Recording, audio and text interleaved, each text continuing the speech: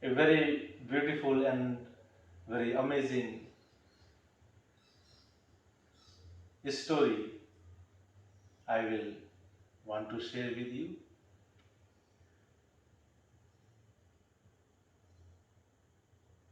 from the life of one of the great disciple, the great student.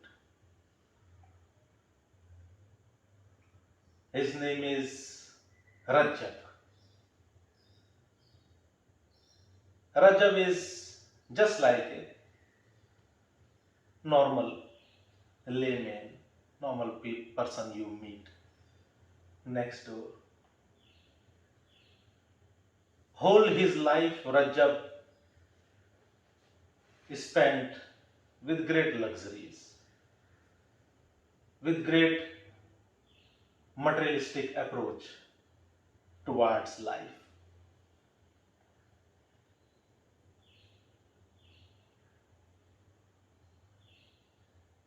Never ever thought about enlightenment, meditation, spirituality, because so much pleasure is there in the materials. Who cares?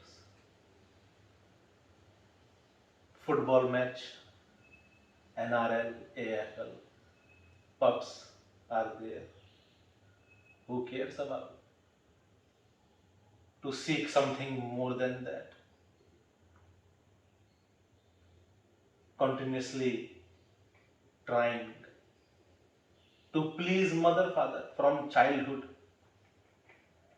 to seek the approvals of mother, father. If father think that what you're doing, if father approves what you're doing, if father appreciate what you're doing, then you feel some sort of worth. Otherwise, you have no self-worth. Self-worth is continuously we are seeking from outside, from mother, from friends, from teachers in the schools, in the universities.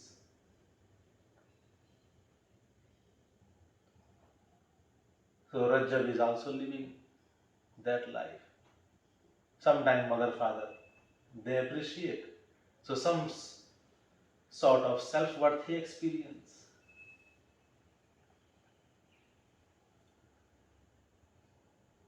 Otherwise, the rest of the time, worthlessness. Always Rajab want to do. In a beautiful day like this, Rajab feel very anxiety. Such a beautiful day, I should do something productive. A pressure is there. Should not waste a day like this. Because if mother, father saw you that such a beautiful day, and you are just sitting in bliss, doing nothing, so much there to do, but you choose to just sit. If mother, father saw you like that,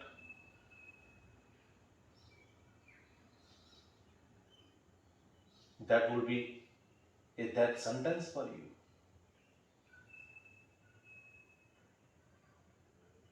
A beautiful day like this should be spent with something productive.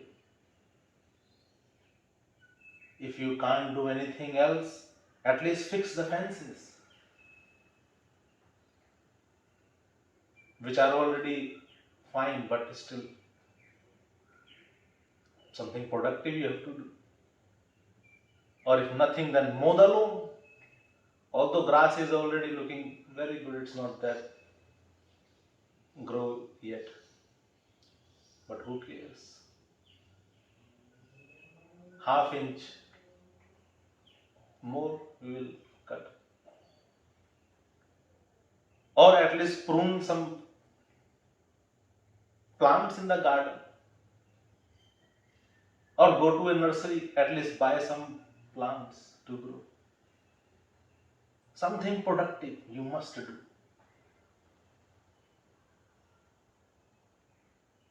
So Rajab become very great anxiety during the days like this. And if the day is a rainy day, dark clouds, then Rajab become very depressed. Can't do anything. He wants these clouds to go away.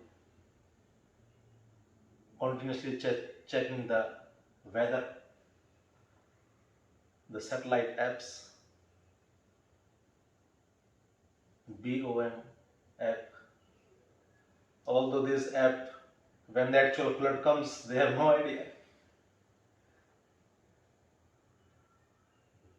The night when the flood came, BOM is not saying anything. Authorities have no idea.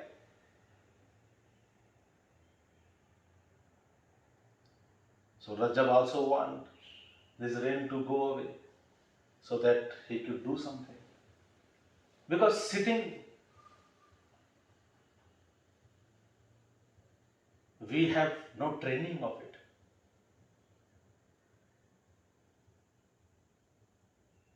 Sitting means we are criticizing father.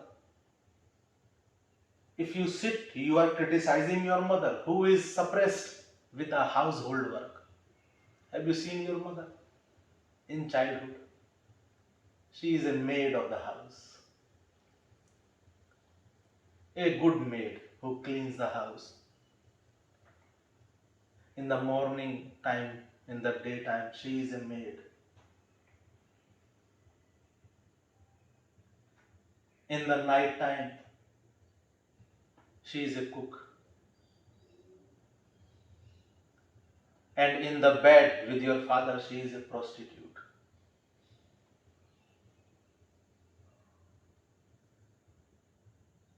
Just like a prostitute provides sexual pleasure to a man,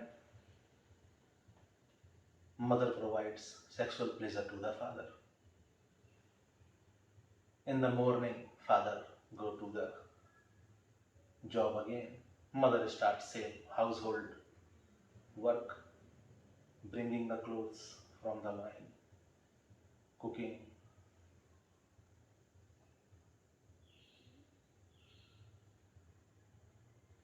And in the night time again, prostitute in the bed. This is the suppressed life.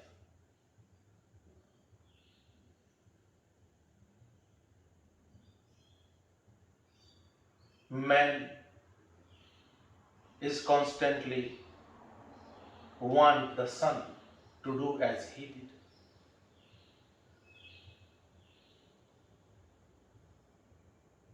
If the son is sitting doing nothing, father says, do something. You are criticizing your father if you don't do anything, if you don't work. Your father wants you to do something constantly so that he can approve that, yes, you deserve some worth. Just like your mother pleasing the father, so that father give him some worth. Because that's what she is seeking from her father. From her father she didn't receive any worth. So now she is trying to seek the worth from the husband. Because she had no self-worth of her own. And after the husband, the woman, the mother seek worth from the son. At least son will give some worth. Son is the last hope.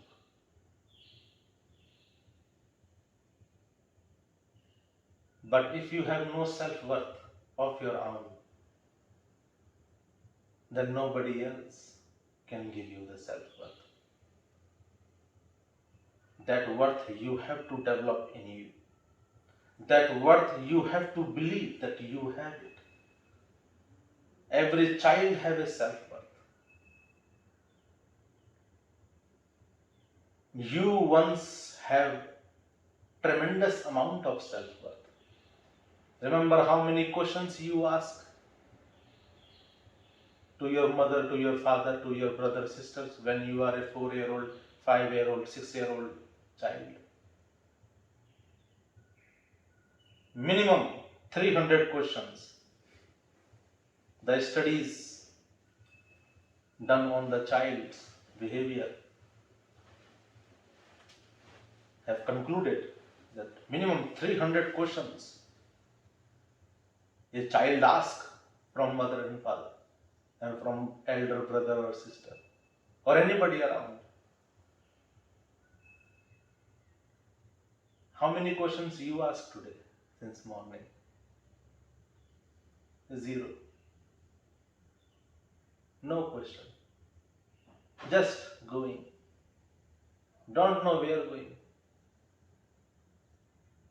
Just coming. Don't know from where coming.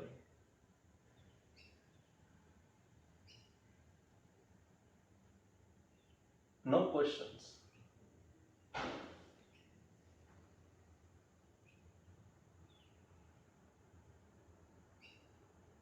The child is curious. The child is always amazed. The child is continuously watching, witnessing. Child witness, and with its full presence, full awareness, a child witness. If a child comes in this room, that child will be more aware than any of us here. He will be very aware. He will continuously seeking. He is continuously watching. He is continuously witnessing. We have stopped seeking. We are not seeking anymore. Just beer in the night and work in the daytime.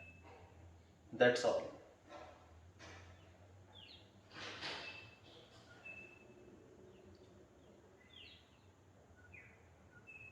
Or maybe some holidays. Plan for next year. Next year, I will go to Bali. I have to get $10,000 for that. So I will. Sorry. Closing the door. So I will spoil my peace of mind now. I will spoil my sleep of night. And I will work like a donkey, day and night, continuously. Because I have given myself this approval that yes, next year you will going to have a holiday. So this year exploit yourself. I will overwork. The phone from the office will ring and they say we need you. And you have anyway nothing else, no worth in you left. So you will say yes, I am worthless. At least at work, some worth the work is giving to me. So wherever you feel some worth is there, you try to grab it like a monkey. If you see a monkey banana, monkey become crazy. And you show the monkey banana and throw the banana in the river, he will jump in the river and die for the banana. Monkey they dance also for the bananas. In India, the monkey mans, some monks, they show the monkey dance to the kids, and they earn some living. So monkey is now very smart. Monkey knows what to do, when to jump, how to perform. Performance, monkey learns, and he performed dance. So they make a show. So the man, the monk, is asking monkey that your wife is angry from you and going to her mother and father, leaving you because you're drinking too much. So monkey is doing the acting of a drunkard. A bottle monkey is drinking like he is a drunkard, he don't care, fighting with his wife. And then female monkey is angry and she left. And then this male monkey, the monk, he said that the monk is telling monkey that your wife has gone, go and bring her back. So the monkey is now going to bring back his wife. Very good acting he do. And then he tried to impress the woman that come back, I will leave the alcohol. I will never do it again. So very good performance the monkey do. We also learn to perform. We are performing very good in performance. For what? For banana. Banana of a holiday. Next year in Bali. Banana of a mortgage-free house. Banana of a mortgage-free car. Banana of pleasing people. So that some worth I could feel. In this worthlessness, some worth I could feel.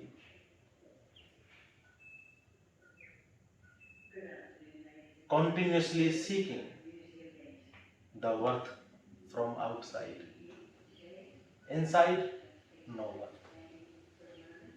Inside, completely empty. That is why, whenever you get a call from work, it's hard for you to say no. Why? Because you have no self-worth. If you would have self-worth, you would have tell. You would have tell the work that, excuse me, I am apologize. I have a life. Work I do so that daily expenses of my life I could manage. Work I do so that to keep this body in working order, I could have enough for me. Work is not my life. Work is not something I am doing to seek the worth. But we have no life. Thank you, Chris. Thank you.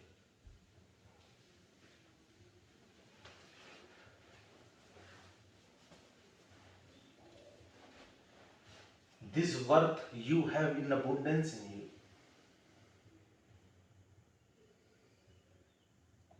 It is taken away from you. Your father has took it out. Like when people slaughter the animal, and they rip off the skin out of his body. The same way your worth is skinned out of you. No worth left. That is why from anywhere you seek some worth, you just run towards it.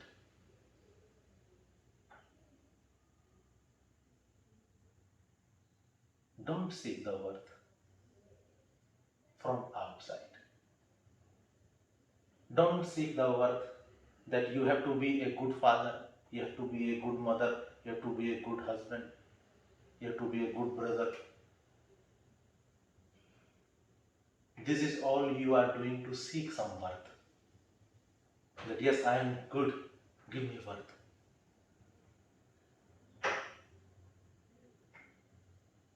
Rajab is also living the same life. And this is the normal life. What is wrong with it? Thousands and thousands, millions and millions people are living. So it's easy to follow the crowd. Following the crowd is very easy.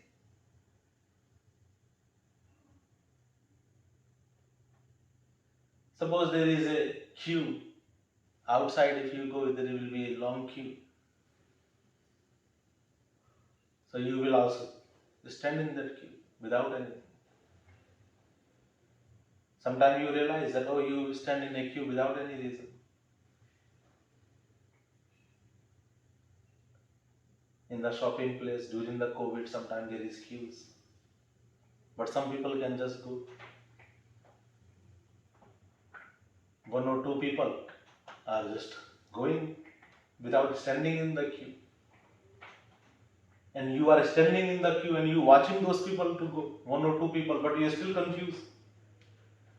Should I continue in the line or should I also go? And most of the time the decision you make that, oh, I will stand in the line. Line is comfortable. You know.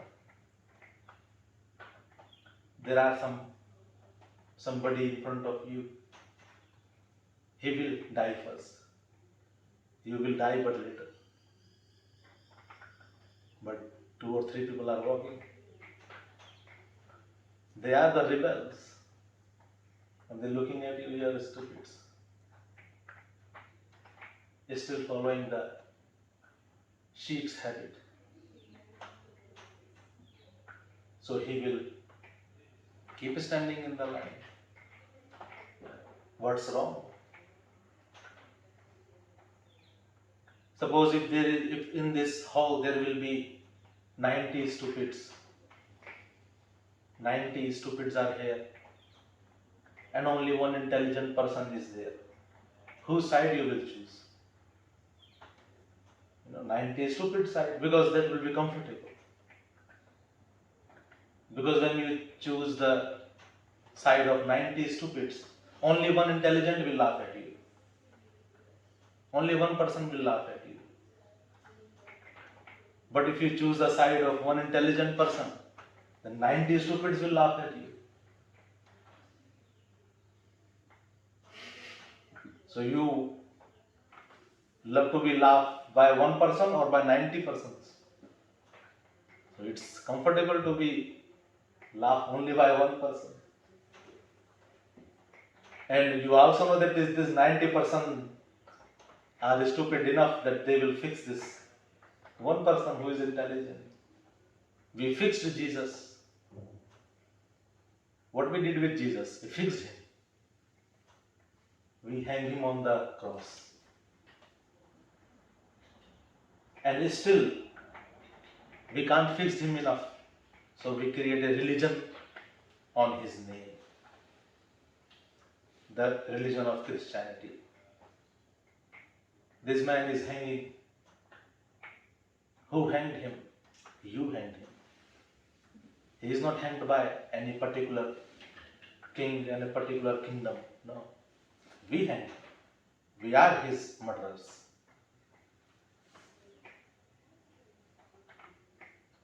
We fixed Socrates. Democratically we fixed. We vote whether Socrates is a criminal or not. They vote because democracy rises first in Athens. So they did a vote. Majority vote against Socrates. Minority vote for Socrates. But in democracy, majority wins. So Socrates have to die, have to drink poison. Why? Because he is the one person standing alone. And we took the side of 90 people. It is comfortable, it is easy.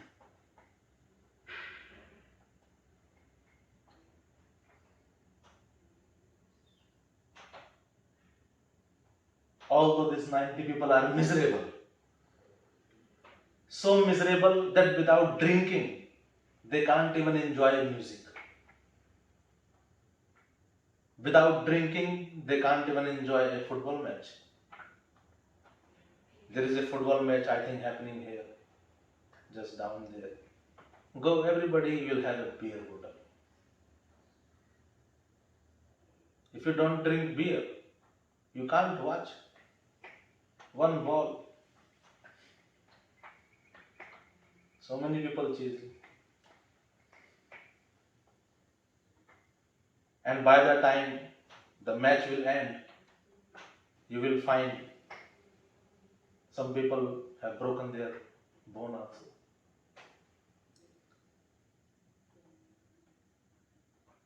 Some person will have to go for a knee surgery after. Or somebody have to go for hip replacement. Because we don't play like children. Children have very low chance of injury because they play blissful. When we play like violence. In the NRL, in the AFL, if you watch, they sometimes get very angry, the players, with each other. Sometimes push somebody or they get injured very badly. Daily we heard somebody we know try to do this adventure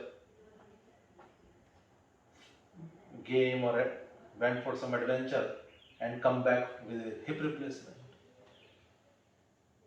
or come back with an injured knee.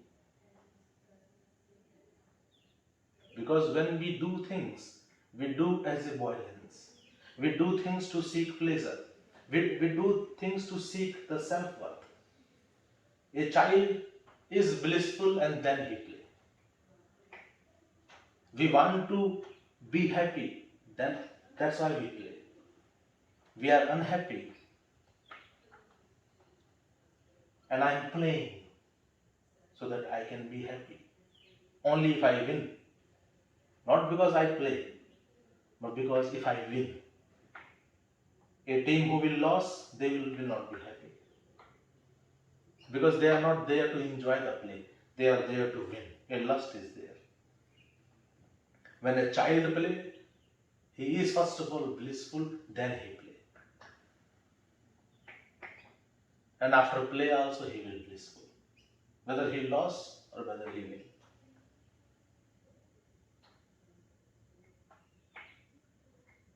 A child will not go to climb the Mount Everest. If you ask a child, you want to build a castle on the beach or you want to go to the base camp, he will enjoy the castle. We want to climb Mount Everest first. If not Mount Everest, at least go to the base camp. Because there we are looking for our worth. There we are looking. When we come back, we take a picture, show everybody, I have been to the base camp of Mount Everest. And people will say, wow, a worth you will feel. Continuously looking for the worth. This worth you have in abundance. Right now, in this moment, you have this worth. You don't have to seek it anywhere. This worth, you don't have to even step out of your home. for this birth. You have in abundance.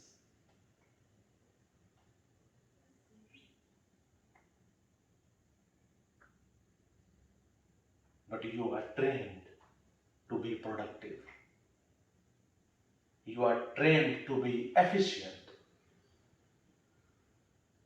You are trained to please. You pleased your mother, father. You pleased your brother, sister. You pleased your children. Pleasing your friends. Pleasing your employers. You pleasing. They teach you to please. I am telling you, be blissful.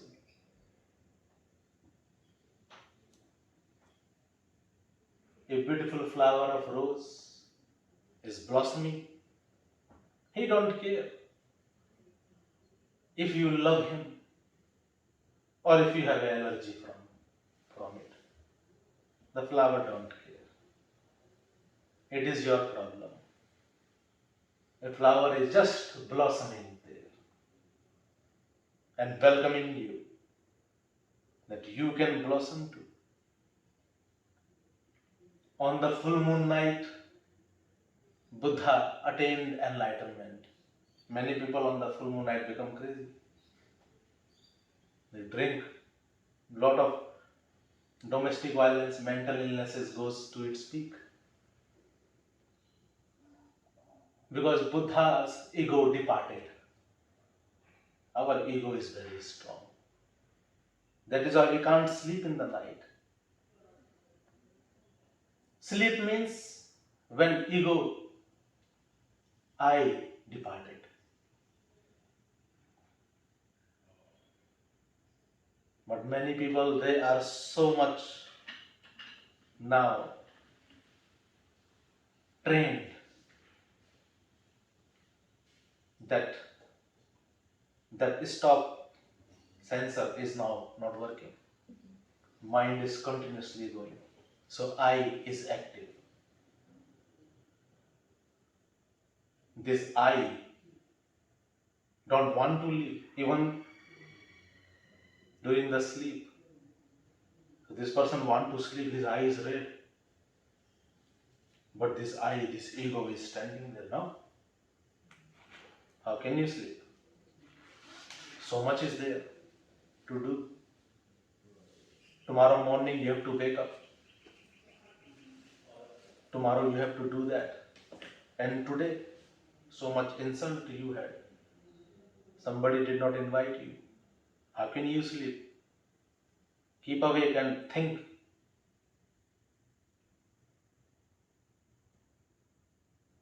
Get up, drink a beer, watch a TV. Keep this ego active. Keep this ego awake. That is why people in today's time, sleeplessness, migraine is very, very common. Anxiety, stress is very common.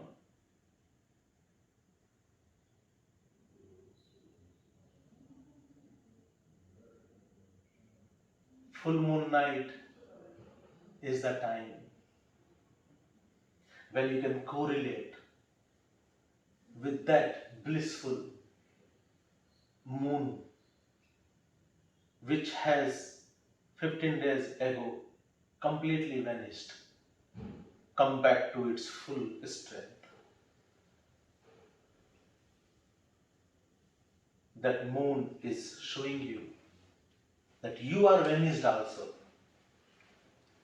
but you can also rise. You can also reach to the peak of the brightness. Even the ocean inspired by a moon. On the full moon night, even the ocean dance. But we drinking beer, watching another.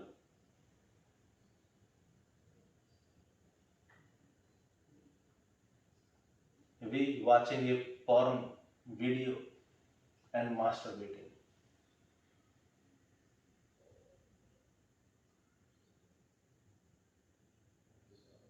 Or looking for worth like a beggar from wife, from child, from employer.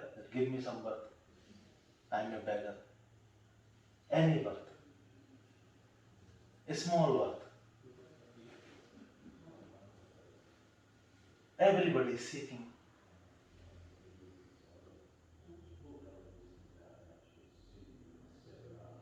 Rajab is living this way of life very happily, like every one of us, very happily living this life. Because what else there? What else? Suppose if not this, then what else?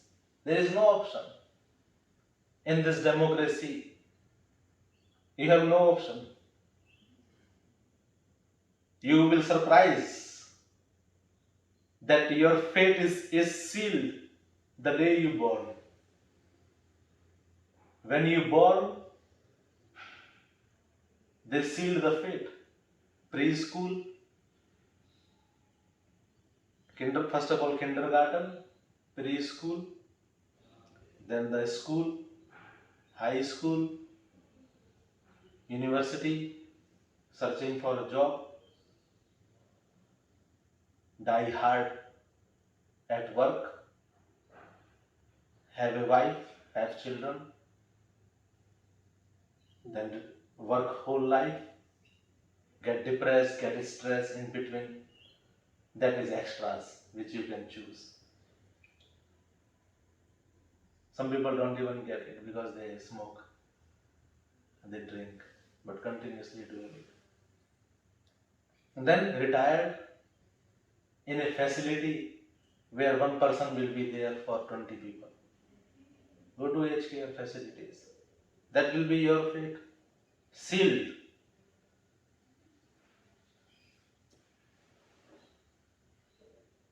Hardly maybe once in a year somebody will visit you. If you lucky enough, somebody will visit you. First of all, they will check that are you still there, you still alive or gone. So if you still alive, it's a headache now, they have to visit you.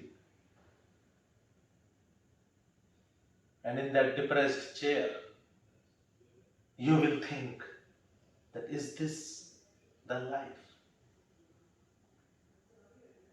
That's it.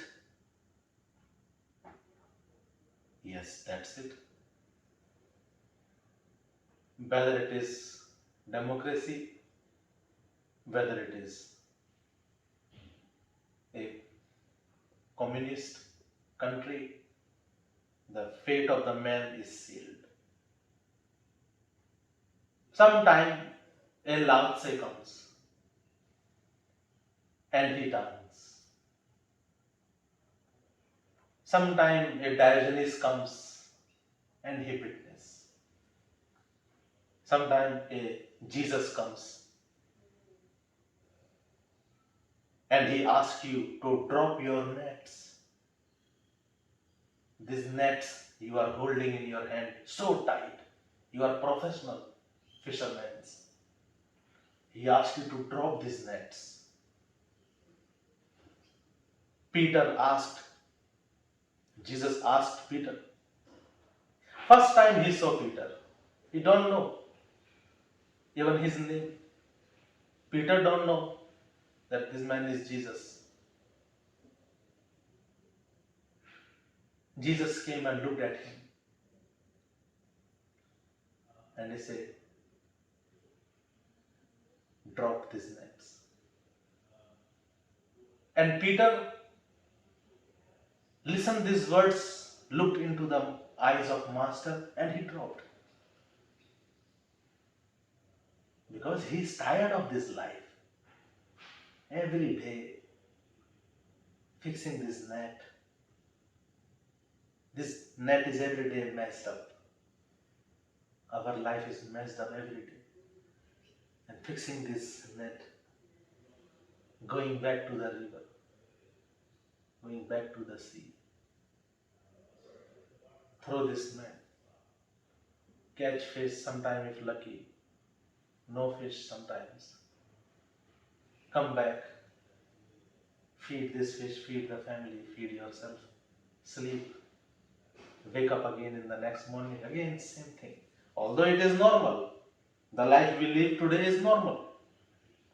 But some Peters, they think sometimes that is this, that's it, these nets.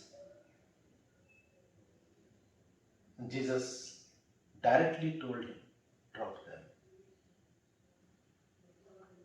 He didn't only drop the net on that day, he dropped his ego also. He dropped his attachments. He dropped his lust on that day.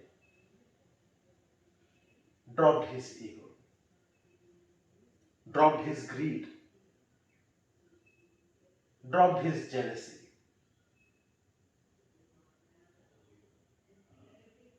And he said, Master, I have dropped it. Now what? Jesus said, follow the bliss. As long as you hold the net, you can't follow the bliss. As long as you hold this dirty net, you will stink like a fish. We stinks. Our life stinks. Morning to evening stinks. We are in great pain. Jesus said, now follow the bliss. Come with me. Celebrate. A woman came from behind running. That, stop, Peter, don't follow this man. He is crazy. I have seen from my eyes. From my village, people throw stones at him and throw him out of the village.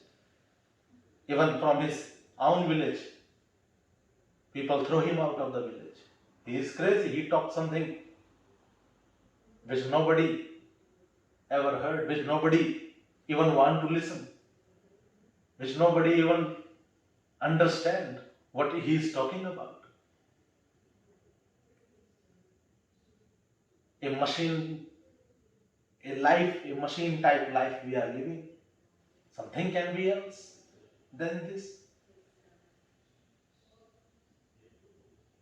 Seek the worth, seek your self-worth in this stinking nets. There is nothing outside it. Jesus looking at Peter.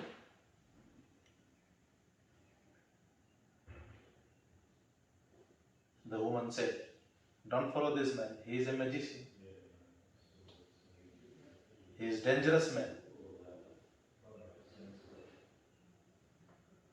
He mesmerized. Peter said, I would love this mesmerization rather than carrying these stinking nets. At least I am in bliss. The woman said, your father is dead. Go and bury him. Fulfill the duty of his son. Peter said, Master, can I go? At least let me go bury the father. He is my father. He gave me birth.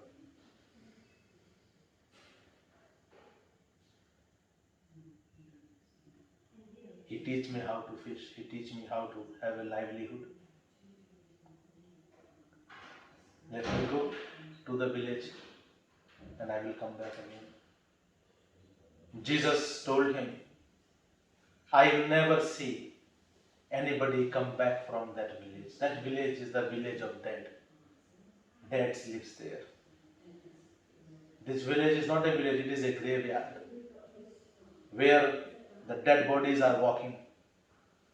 What we watching outside, the dead bodies are walking.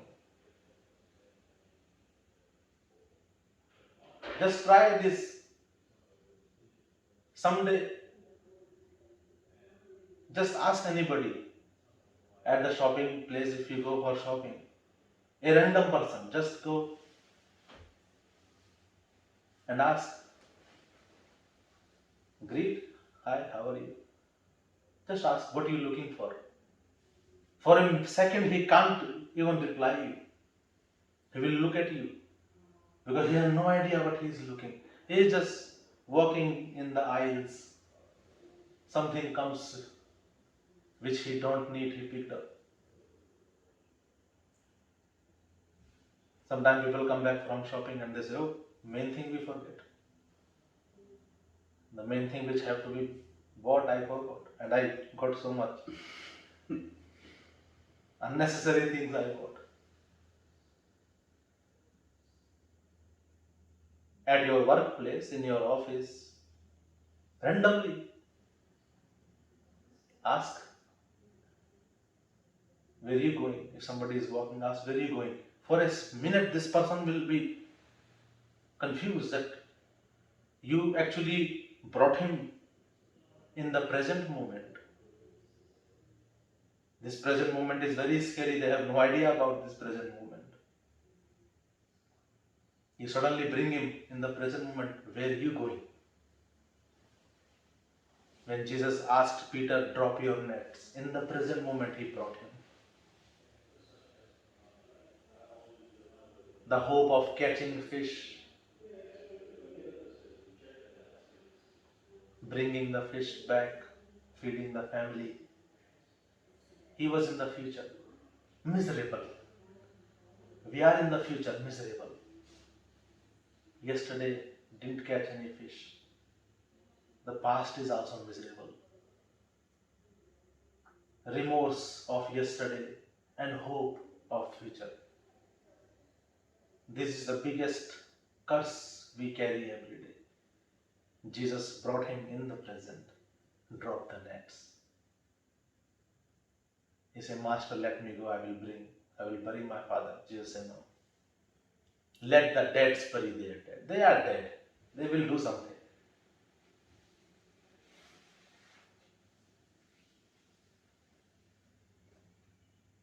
You come. The woman told him that you are a very bad son. Peter said, well, he is also not a great father. If I am bad. The woman asked, Andrew, at least you go bury your father. Andrew, your brother is crazy.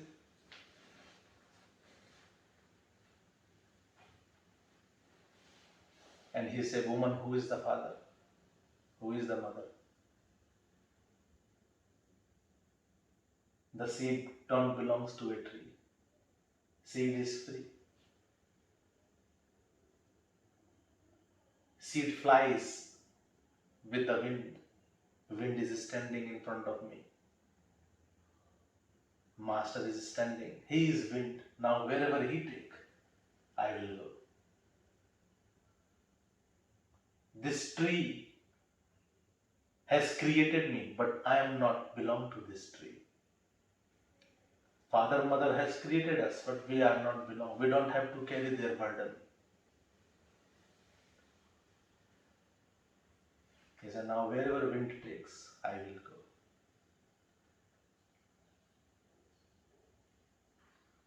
Woman said that you will one day regret.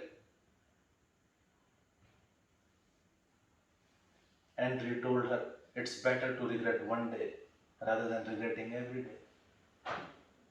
Every day what we doing, we regret. Yeah, one day I will regret. One day I will regret. But now Master is here, dancing, celebrating, calling. If I will not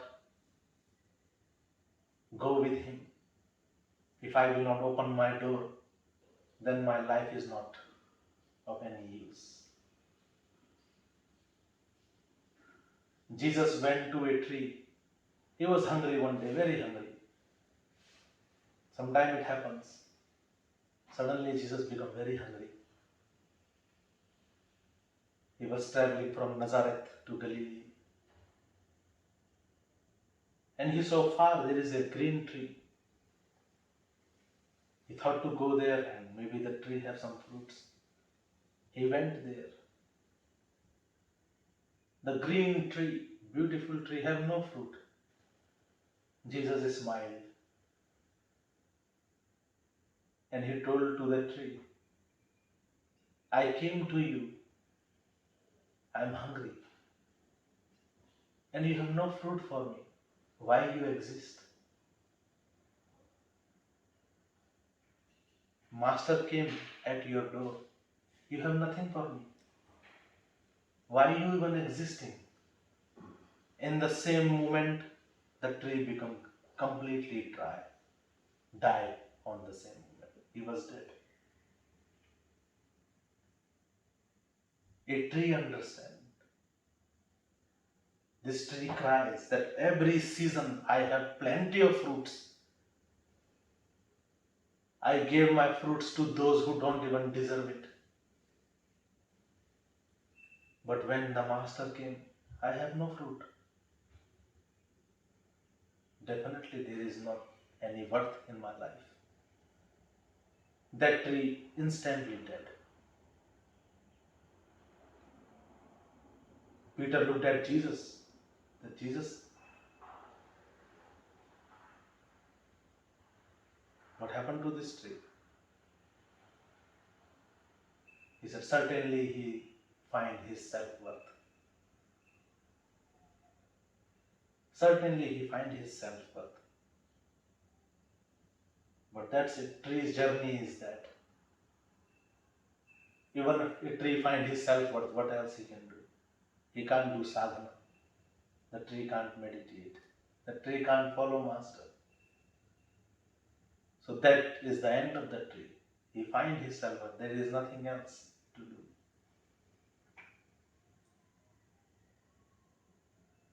And you, Peter, I came to you and I asked you the fruit and you gave me abundance.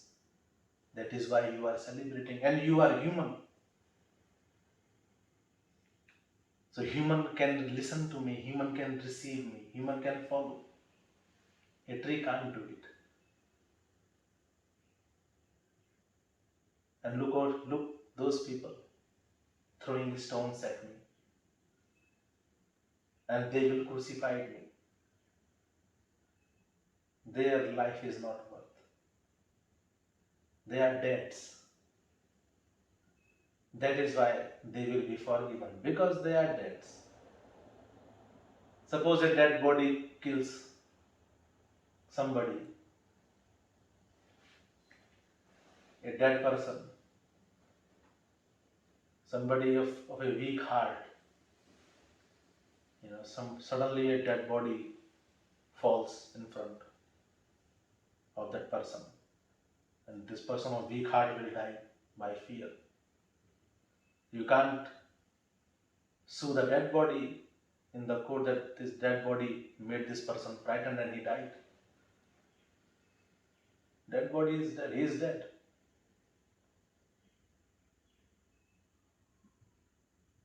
That is why those soldiers who raped Jesus before the crucifixion is a very great insult to a man. When they crucified someone, they humiliate that person. That person means no worth. That person is not even a human. They don't consider him as a human in the Roman Empire.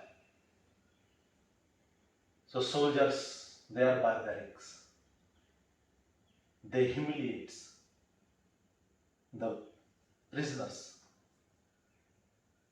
They humiliate the prisoners who are sentenced for the crucifixion. Torn away their clothes, rape them.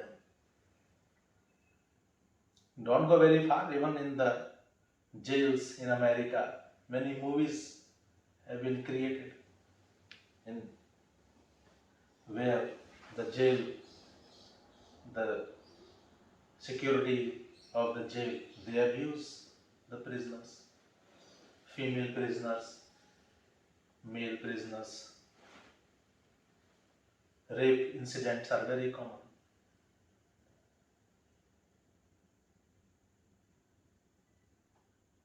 So gang of the soldiers, they raped Jesus before the crucifixion. And Jesus is looking at them. That of course sexual pleasure also you can take from me. You can do the anal sex and you can ejaculate. You will feel pleasure. Even a pig when ejaculate feels like a king in that moment. Jesus looked at these soldiers that definitely you can seek sexual pleasures. But I have more than that. I have enlightenment to share with you. You are not seeking that from me. What you are seeking is sexual pleasure, which definitely is not your fault because you can only seek what you can. But I have so much to give.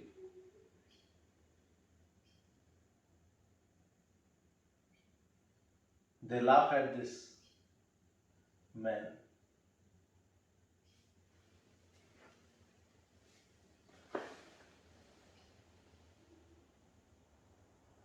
And he said, you will give us enlightenment, who you are. We will give you enlightenment soon, don't worry. We will crucify you.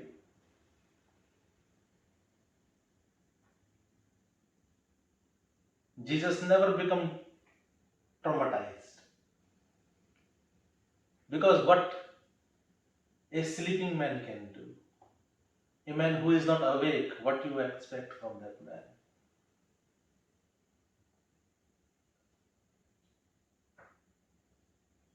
He didn't took his trauma to feel depressed or sad. He understands that in this crazy society, in this crazy establishment, what is the value of human here? Nothing. So this soldier represents the entire establishment. What the soldiers are doing with Jesus is what the governments are doing with us.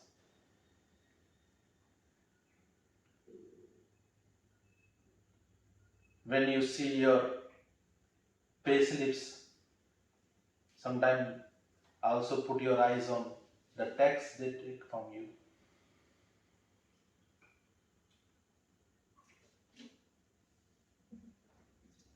They suck the tax like blood.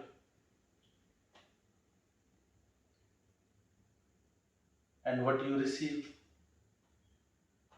The expensive rentals, expensive electricity, expensive food, expensive oils, diesel, petrol, everything. They're sucking.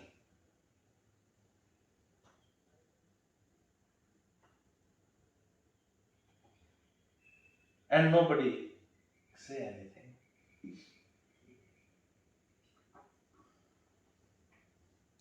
Because what else you can expect from these governments? They are there for their own benefits. They are there for their own agendas. They are not there for you. They are there for them. They have their own agendas and they are lie to the people every 4 years. They play the game of democracy. They play the game of voting. And you are only have two options. Either liberal or labor.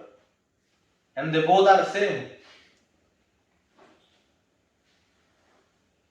Because their fathers are running the country. In communism country, it is just straight and clear that we are running the country.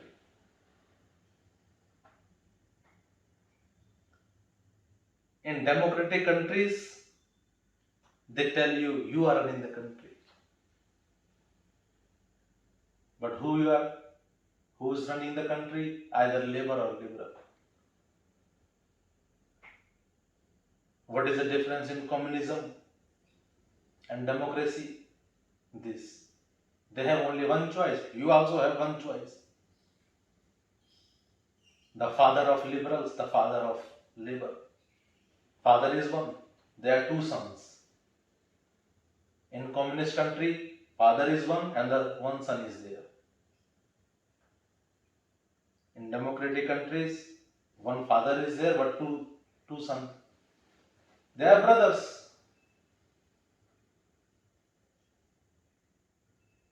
And they are play this game. They know this. That this is how what we do. Sometime you will be in power, sometime I will be in power. When I will be in power, I take care of you. When you will be in power, you will take care of me and father. And what is this voting? Who knows what is this voting? You go there, you put a ticket. Who is counting? You not counting. Government official is counting. And father will decide which brother will win this time. When Queen Elizabeth died, who became the king? Not the wisest man of England. Do you think in England only Prince Charles deserved to be a king?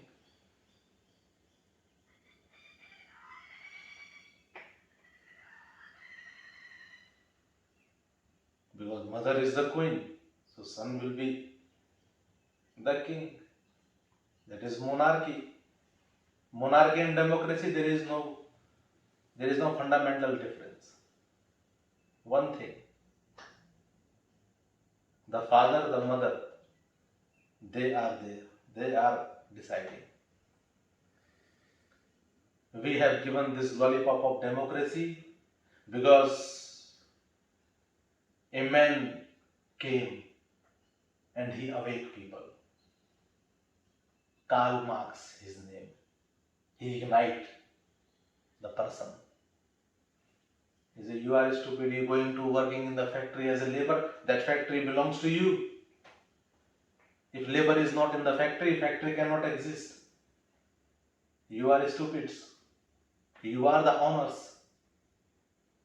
The big landlords, the queen and the kings in Europe, they surprised that they saw the end of the king of France, very bad end. They realized this revolution is going to be very, very dangerous. Give these people a choice. Like your mother, father, give you a choice sometime. When you are a child, they give you a choice. The same way they give us choice. And this is the choice we have.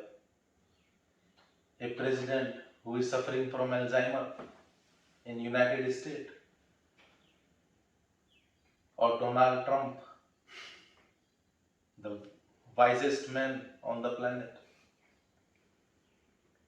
Scott Morrison, what to talk about him? He enjoying his holidays when whole Australia is burning. The head of the state, the prime minister of the country is burning. People losing homes. He is enjoying.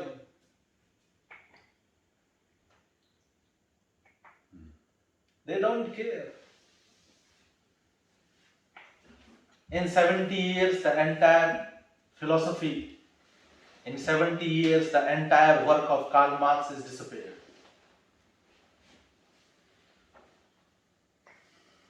Communism is not what is there in China. Communism is a very beautiful philosophy. It is a philosophy of your worth in your own hand. But in communism, only you will be benefited, not the Queen Elizabeth, not the Scott Morrison. Anthony Albanese will not be benefited. Only you will be benefited. But unfortunately, you don't listen to yourself, you listen to the government. Government tell you, do this, you will do that.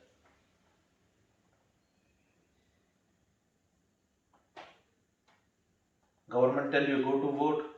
If you don't go to vote, you have to pay fine. What a democracy? Democracy means that you have the choice. And this is the choice that you have to force to vote also. Although they don't care you vote or not. They just want to make money. Like last 2 years, how they make money on the roads in New South Wales. The cameras, speed cameras are hidden. Millions of dollars they made. Now they take the rule back again. They say no, okay. From now on, the board will be appeared. They don't care about your lives. They care about the money from you.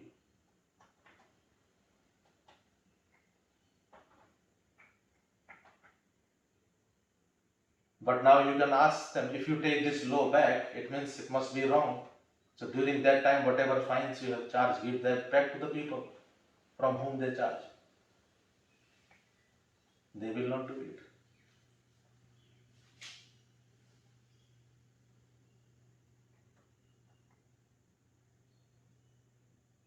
We are holding our nets so tight. There is no space.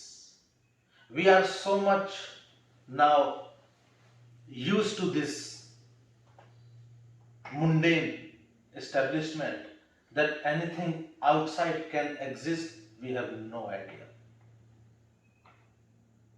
We don't even want to think about it. Thinking we have stopped. The great philosopher Immanuel Kant, the journalist asked Immanuel Kant, tell me your philosophy in one word, or in one line. Your entire philosophy in one line. Immanuel Kant said, very easy. Dare to think. Dare. We don't think. A child thinks 300 questions every day. Minimum. Maximum could be more. But minimum 300 questions a child asks. He thinks. We don't think. Not even one question we ask. If every day one question we ask, that would be a great progress. Not even that. We are so used to it now. There is this material, mundane path is there. Or if you are sick of the material mundane path, then there is spiritual mundane path. You can satisfy your ego anywhere. That's what we got. He just said, dare to think. Think. What are you doing? And where you will going to end? If you following the same footprints of what others are doing, you will not end up anyway different. So dare to think. In his work, if you have some opportunity, a great work of Kant is there. The critic, his critics he wrote about, critic of pure reason, critic of judgment, critic of practical reasons. Very beautiful work he has left. If there is opportunity, you must try to go through it. He give you a different way of understanding. He is the person who talk about enlightenment.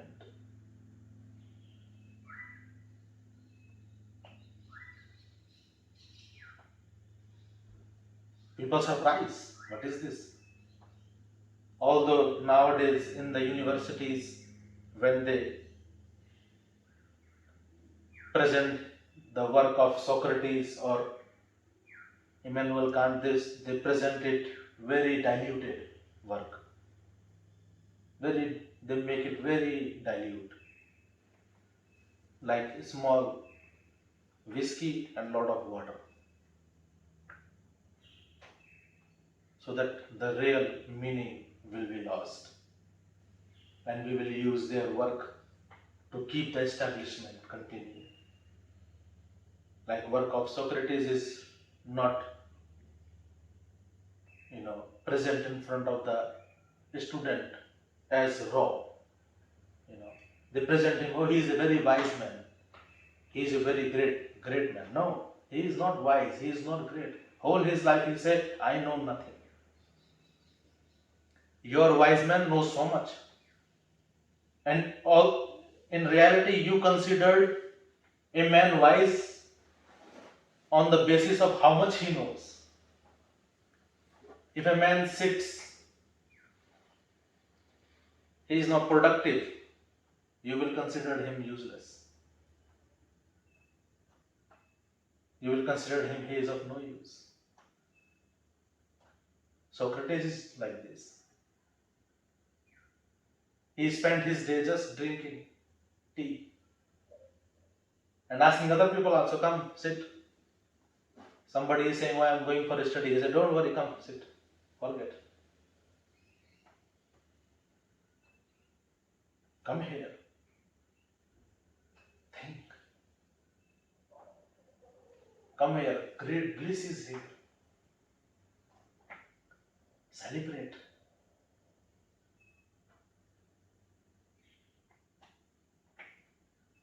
Wisdom, forget wisdom. What is wisdom?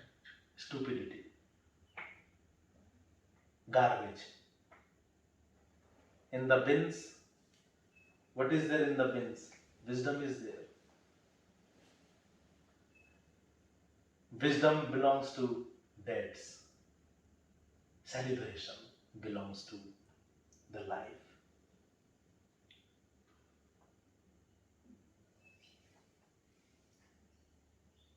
Whether he is Buddha, whether he is Krishna, they want you to think. When Krishna is enjoying the great sex with multiple women in the beautiful full moon night, people become very angry, people become surprised. What are you doing? We thought you are the man who is speaking Gita, Bhagavad Gita.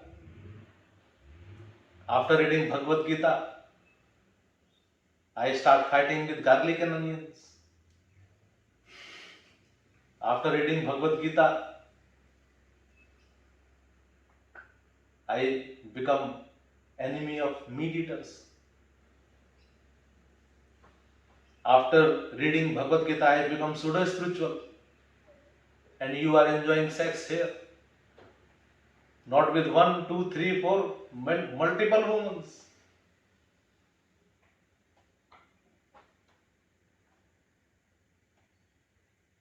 Krishna asked him, if you want to join, you can join too.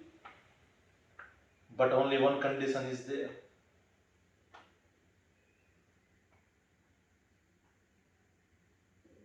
He said, what is the condition? Because everybody wants to join. A beautiful sex opportunity is there. Who will not want to join? But is the condition. Curiosity is there. He says, celebrate. When we do sex, it is a violence.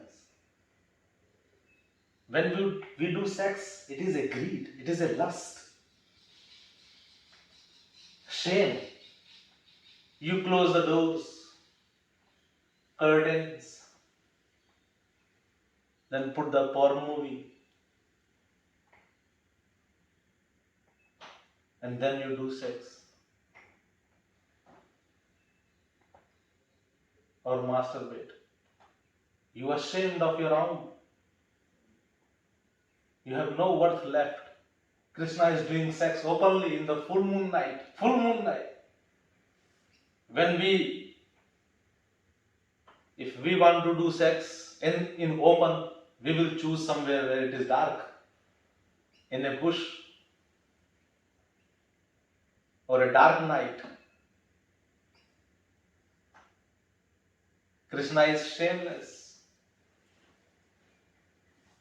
In the open, full moon night, great sex is happening and celebration is happening.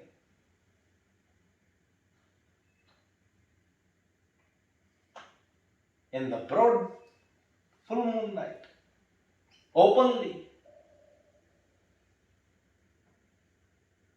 Diogenes is masturbating openly on the crossroad,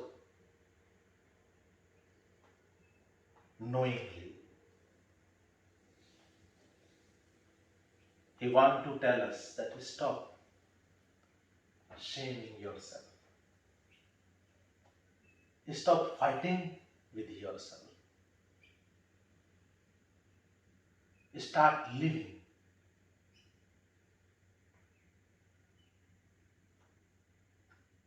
Rajab living the same life, the way we living.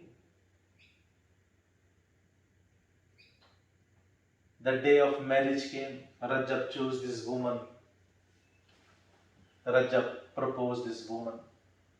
He loved this woman like we love woman's girlfriend, our wife, partners.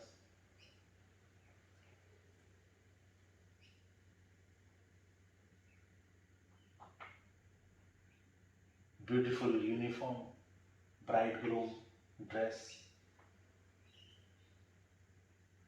And in India, the bridegroom sit on the horse like a prince, and a procession of people walk behind. And the bride, the groom, goes to the home of wife to take her hand in the horse. Great celebration, people are dancing like normally happen in the marriages. Lot of debt you took, bank give you debts, and very hard you work for last 2-3 years to save some money so that you can have a marriage. Buy this alcohol for these drunkards. They will come and you will feel worth. So Rajab is also going for that marriage, and he's sitting in the horse.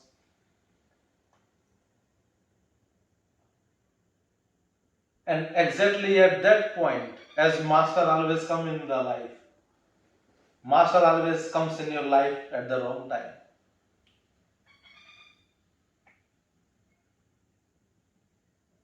Dadu, a great master, Dadu Dayal, he came sitting on the roadside, and he's watching this procession, and he's watching the groom is sitting on the horse.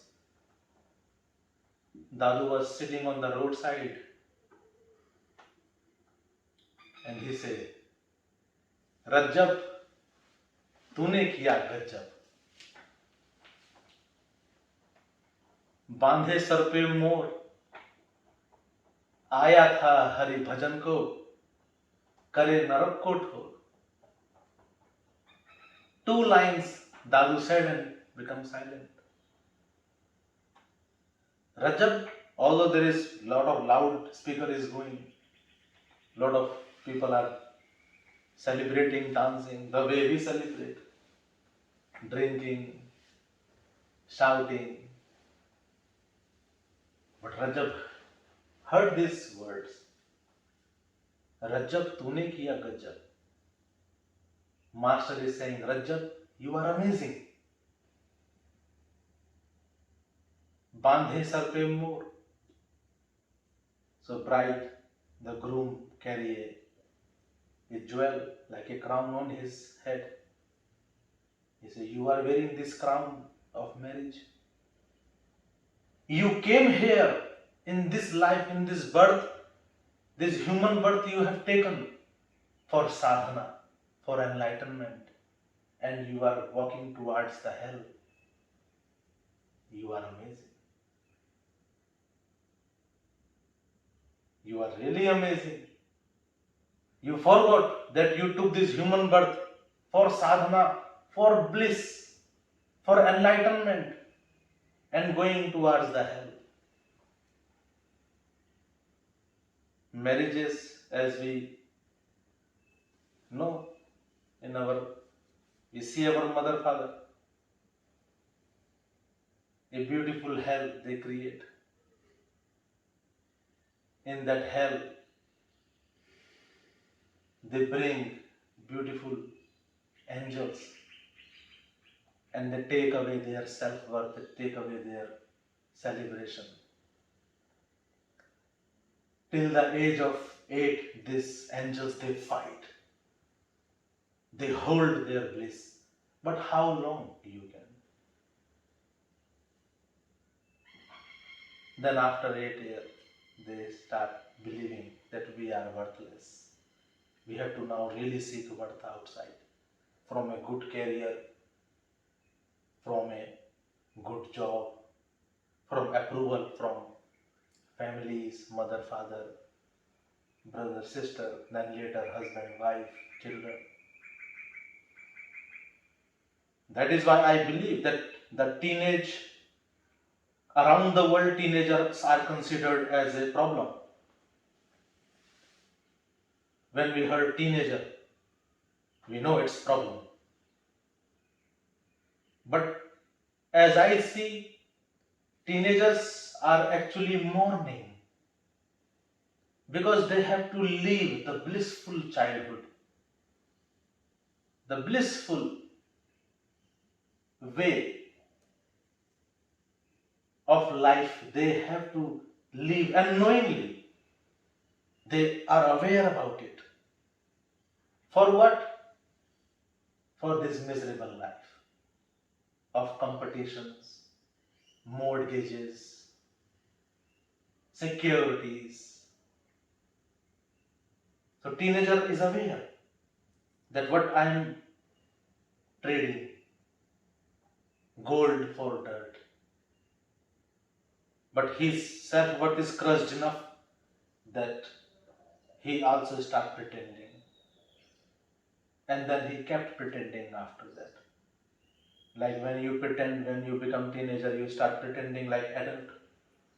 Sometimes you also smoke cigarette secretly. You must remember, somewhere hidden, maybe one friend, two friends, and then telling that don't tell my mother, don't tell my father. Then you pretend. You start pretending also. Because your self-worth is gone now. You start even drinking. And after drinking, you have eat mouth freshener, so nobody can smell. And when you drink, you don't have any high, but you pretend that you are high because you want to pretend. From after that teenager till today, you are pretending. And you are so smart now that you don't even know that you're pretending. You are so smart now.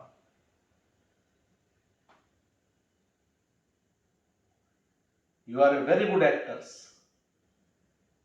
Oscar awards, they do in America, they should do in Byron Bay. What a performance everybody is giving. Go outside the street. Everybody is doing great performance.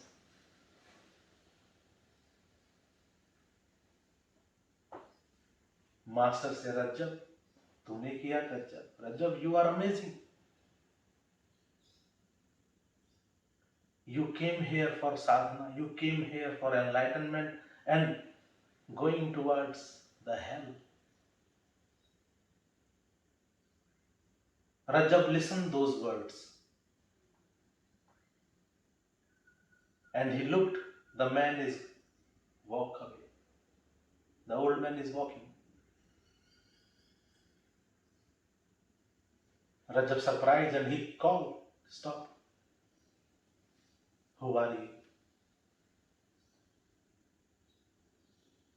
He said, Rajab, you forget now, who am I? Now these strangers becomes your family and me. I am become a stranger. For you I am here. And you asking me who am I? Rajab said, I will not ask who you are, but let me ask who am I?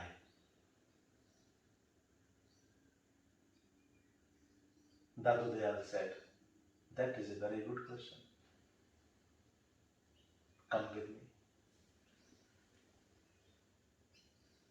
Is this a time a the groom is just going for his marriage and master came, ruining the marriage. Master is here to ruin your marriage.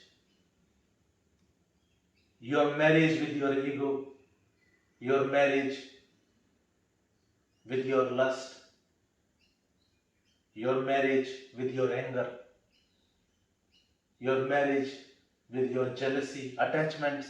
Master is here for the divorce.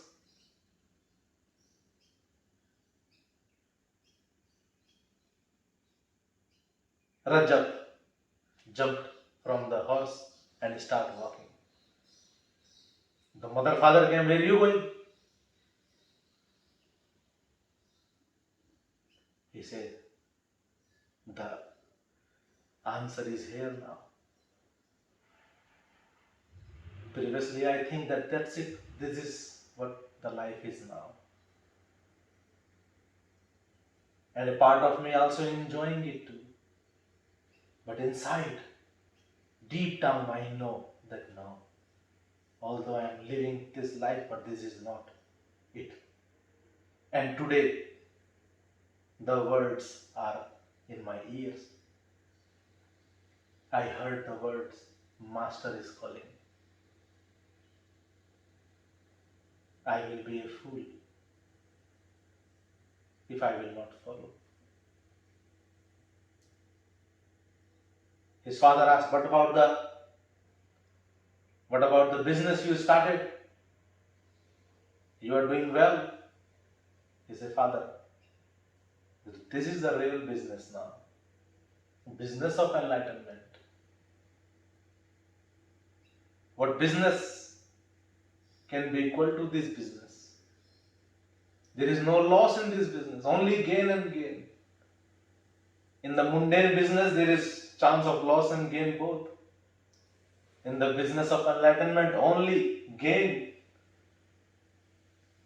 All loss become gain. Gain is gain, but loss also become gain. I will follow this business. And there is my partner, my master. And if you have a partner like this, then who cares about profit? Who cares about gain?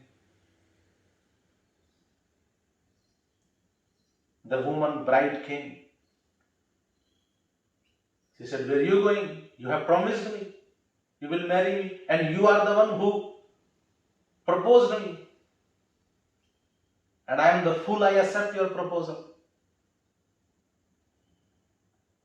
I should accept the proposal of the last two men. They are, even now they are waiting. If I go now, they will accept me. He said, go. You are not the first. Although every husband believes that he is the first choice, you are not the first choice of your wife. You are the last choice. Means when she can't find anyone else, so she fooled you. And fooling you is not very difficult. Mother, father is fooling you. Teachers in the school is fooling you. Friends are fooling you. Your governments are fooling you. So for a woman, this is not very hard to fool.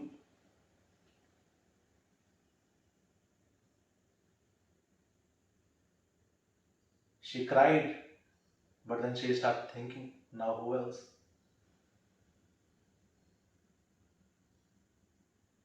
Rajab is walking.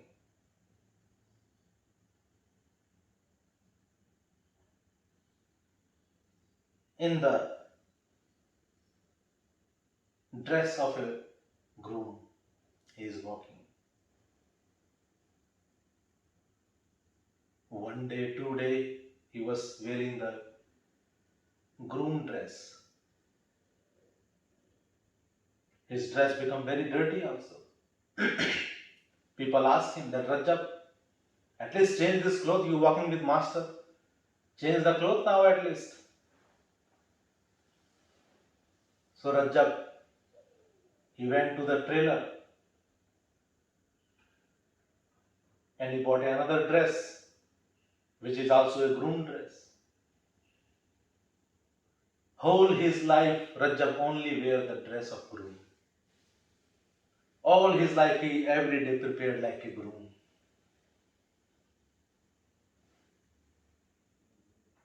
People ask him, are you crazy? Why you wear the dress of a groom? He said, my bride is waiting for me. Enlightenment is my bride. I am the groom. And I have to be ready because there is no time. Whenever she comes, she could come anytime. Just like master came.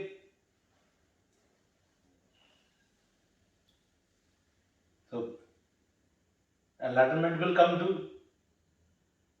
Master comes unannounced. Enlightenment will also come unannounced. So I have to be prepared. And I am lucky enough because whole my life I am looking for the answer. And I could not find the answer. But the day I wear the groom dress, master came. Who knows? By luck, by chance. Someday enlightenment comes too.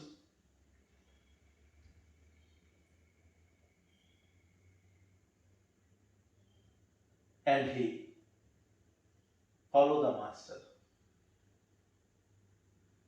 Nothing else he do in his sadhana. Just morning, evening comes and look at the face of the master. Just the face of the master. He begin his day by looking at the face of the master. And when Dadu left his body, Rajab closed his eyes.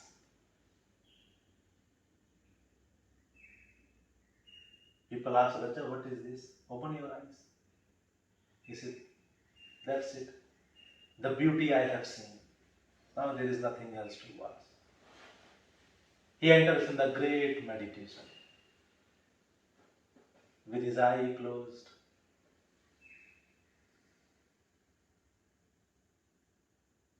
Now he is not looking for enlightenment. Now enlightenment is looking for Rajab.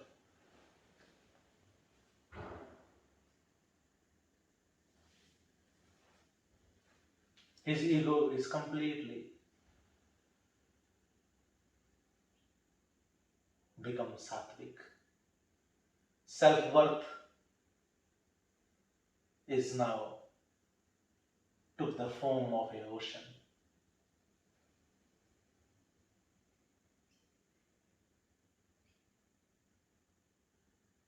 This bliss is not what Master gave. This bliss is not what something else will give you. It's your own bliss. Master is only a messenger. Master is like a postman, delivering the parcel of enlightenment to you. Now you have to open it, figure it out.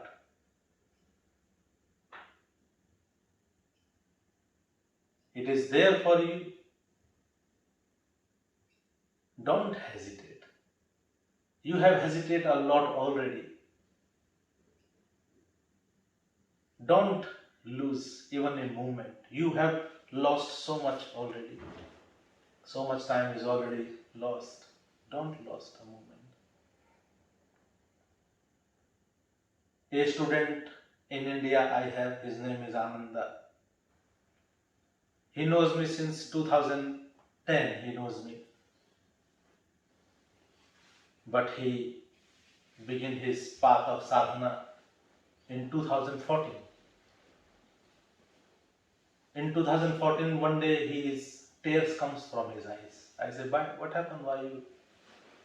He said, Master, why I did not start my sadhana in 2010 when I met you? Why I waste 4 years?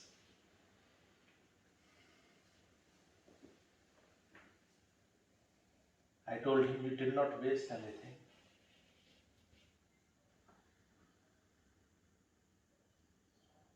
But now, from now on, if you realize now, from now on, if you waste, that would be the waste. Because what time has gone, that's gone. From 2009 from 2010 to 2014, 4 years you took. You lost 4 years. That is not a worry. But now, after this 2014, after this day, if one day you miss, that would be a great loss. Because now you are aware. Peter dropped his net, and after that Peter didn't touch the net again. So you have to drop the net. If you hold the net again, that would be a big loss for you.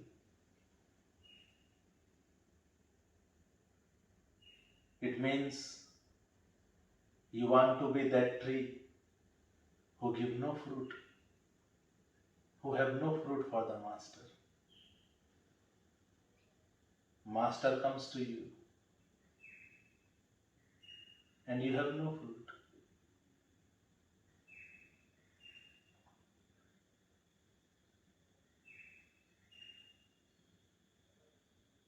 You are so green, you are so vast, you are so giant and have no fruit. Then why you green?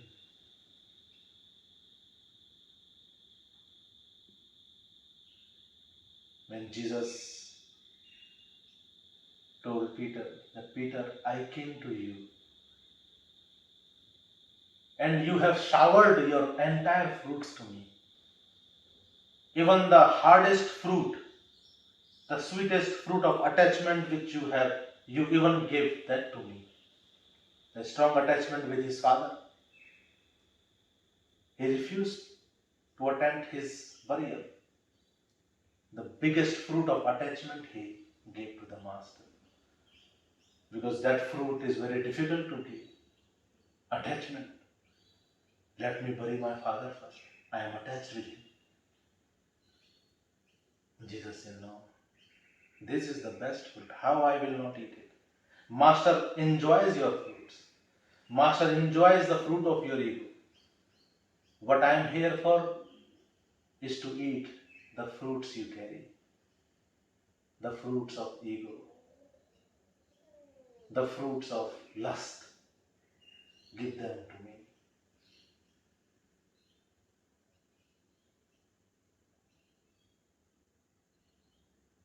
The fruit of attachment. Give them to me. But when Master comes, you hide your fruits. You hide your lust.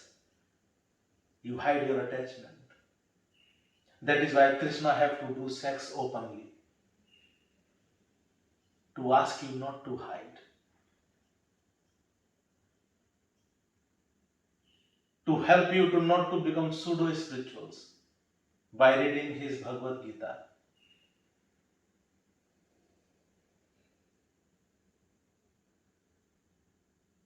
To fall in the trap of the mantra Hare Rama Hare Krishna.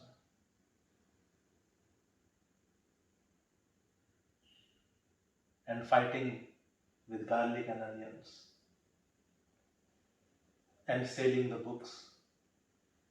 You must have met some great monks who want to sold you their books of Hare Rama Hare Krishna. The reason you ask why you selling this book, they say we have to build temple.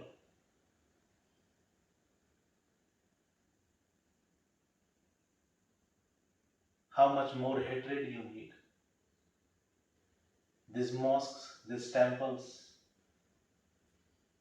these churches, what they say, you are, we are the best, everyone else is not. They powered ego there. They boost egos of the people. When you come out of the church, you feel very proud. I'm Christian, I'm proud. When you come out of temple, you're very proud. When you come out of mosque, you're very proud. You are proud, you have no connection. Akbar the Great, one of the king of the Mughal Empire in India. One day he went to the forest for the hunting. He was a Muslim.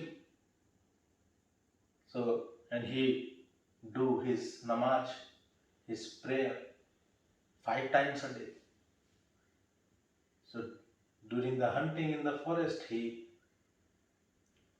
namaz time happened, prayer time happened. So he put his cloth, a mat, and he start doing ibadat, worshipping, praying to the Lord.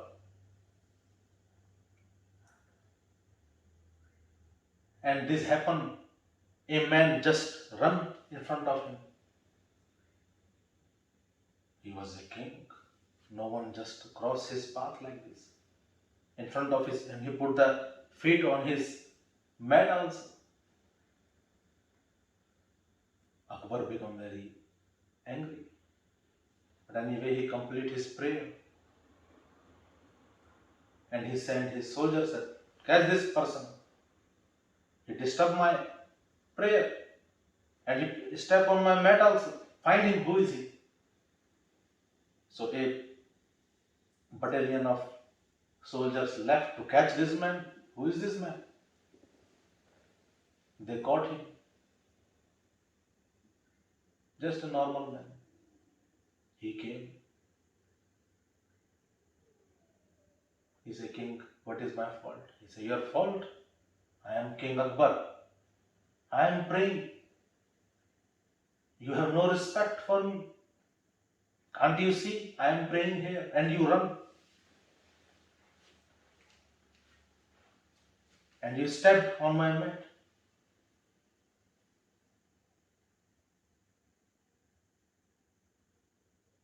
This man said, I'm sorry, King. I didn't notice.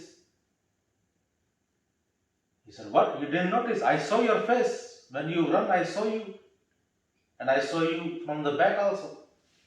I can recognize same cloth you wearing.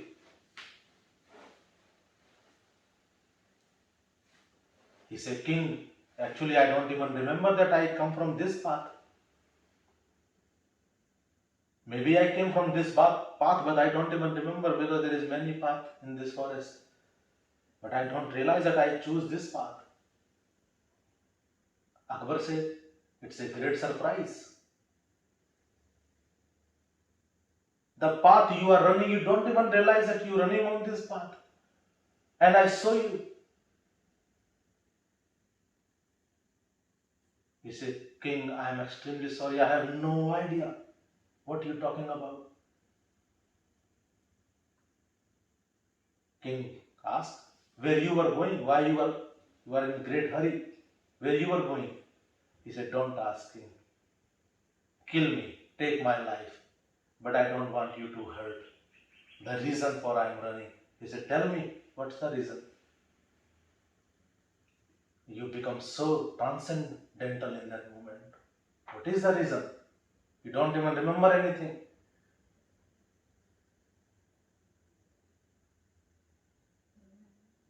He said, King, she is my beloved. I loved her from deep of my heart.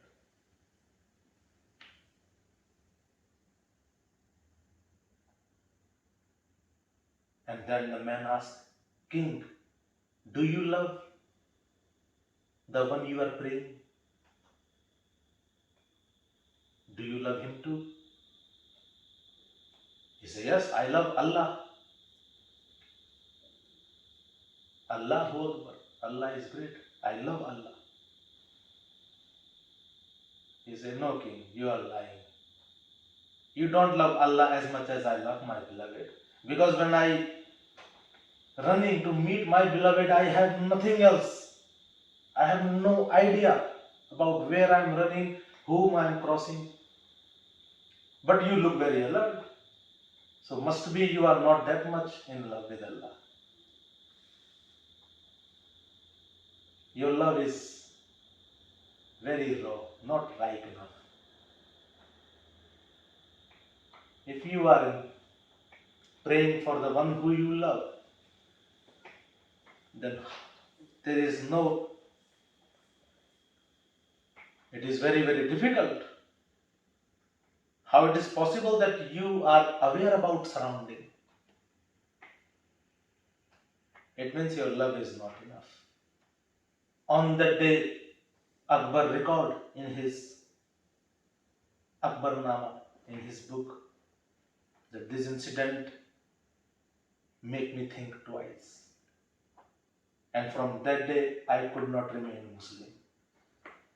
Because by birth I am a Muslim, but not by my heart. He renounced his religion from that day. Everybody in the kingdom become very, very angry from him. You know, if someday, if you hear the Prime Minister of Australia is not a Christian, next term he will be definitely going to lose.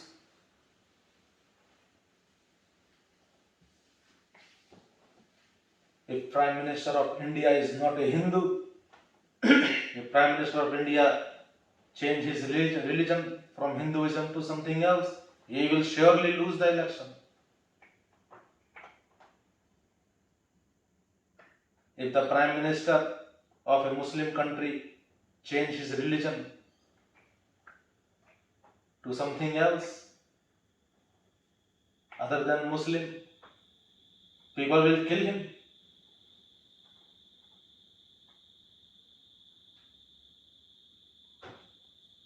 We are religious. Although we say that we love human, you can't love human if you can't love yourself. And a person who loves his being, he can't be religious. Religion is a stupidity. Religion is a pressure. Religion is not your choice. Religion is imposed on you. You born in a Christian family, you are Christian. Like King Charles is a king. Is he a king? Even a child will laugh at him. If you tell a child that this man is a king, the murderer of his wife is now the king.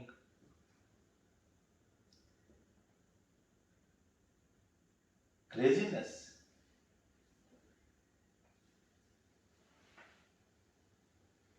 The power is making people crazy.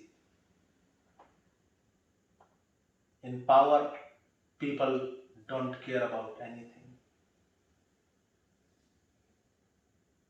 In power, these establishments are controlling people. People are not happy. People are depressed. People are stressed. If you call Lifeline, 20 minutes you have good luck. In 20 minutes, whether you finish your talk or not, they will disconnect.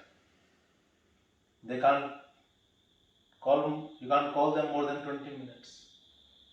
They have so many calls to attend. One person is not thinking about to commit suicide today. Thousands are thinking. One person is not depressed today. Thousands are depressed. One person is not suffering from anxiety. Thousands are suffering from anxiety. This is craziness. And we want to continue this. We want to step out of the house and say everything is fine. You have to awake. Don't be on the side of 90%, 90 people. Be your side. I know these 90 people will laugh at you. These 90 people will make fun of you. That what is wrong with the mortgage? What is wrong with the alcohol? What is wrong with domestic violence? Nowadays we call it DV, short. Don't even want to say full domestic violence. What about if there is abused in the families? What about if children abused? What about it? Just be on our side. 90 we are. There is only one. 90 will laugh at you if you stand with the one. And it is safe. Be at the 90 side. Because this one will not even laugh at you. He is not stupids like us. We laugh. Anything which is different from what have been taught to us, we laugh at it.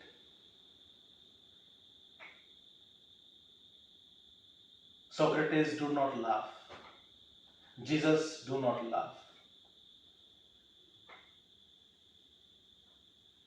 Lao Tse do not laugh.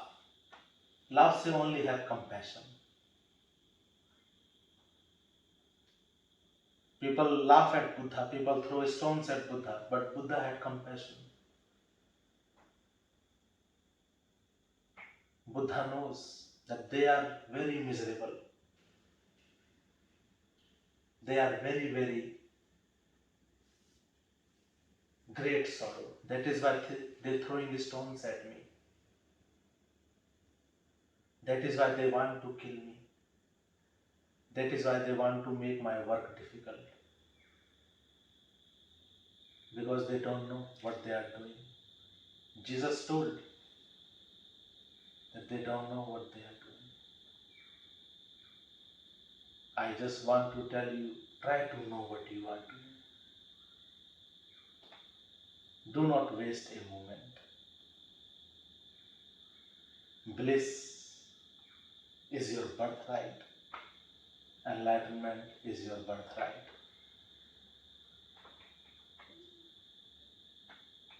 Find your self-worth and awake. Today we will do a round of the active death meditation, Rajasic Mrityu. So in the active death meditation, you just lay down on the floor for 20 minutes, just dying. For 20 minutes, nothing, just dying. 20 minutes, you are not. I have to go because I'm getting a lift, so. Okay, yes. You do it at your home, okay? Yeah, I do it You're doing it every day? every day. Yeah.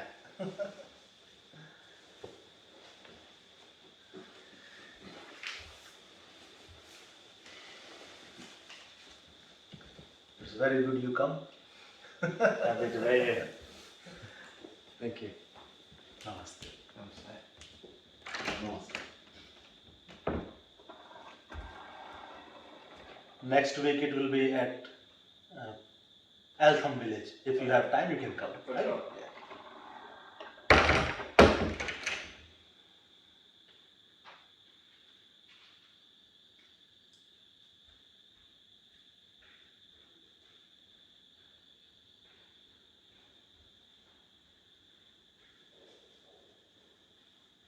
Inhale and exhale naturally.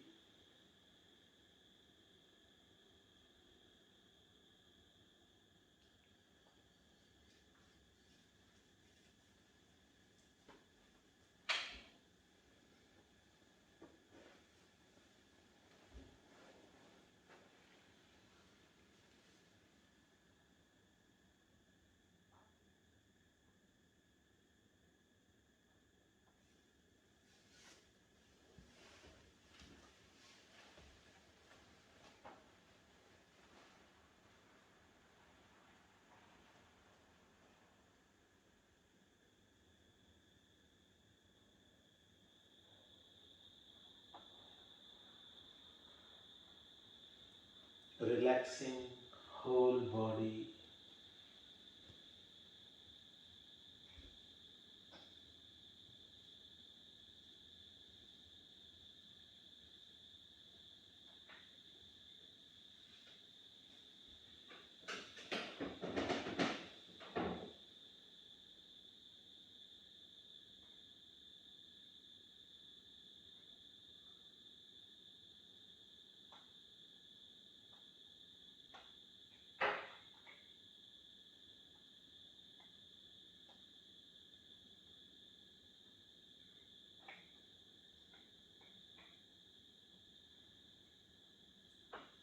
For 5 minutes,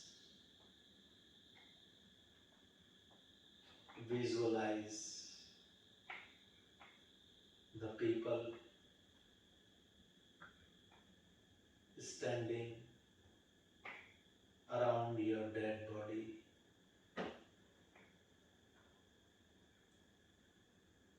Just visualize who will be there, who will make it, or who will not be able to attend.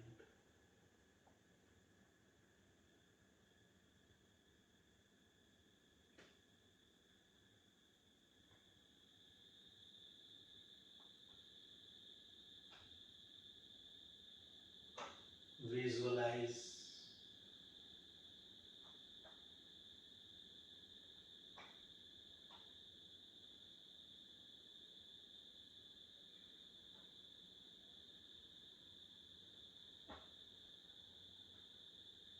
the people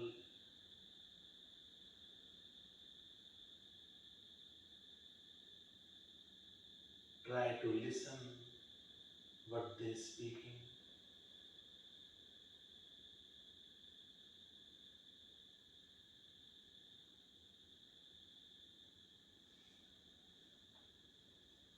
You are free from any expectation now. Nobody is expecting anything from you. You are dead.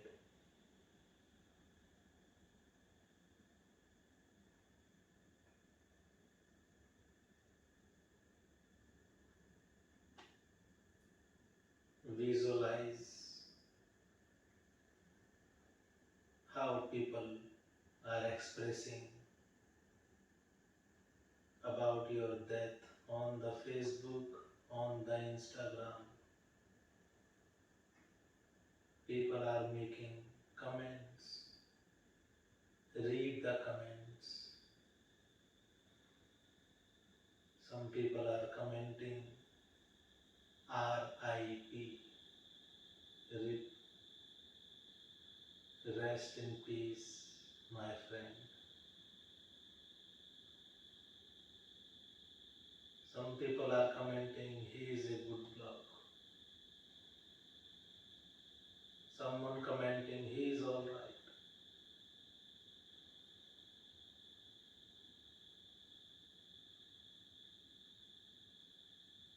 Someone don't even have a time to comment. Just a emoji.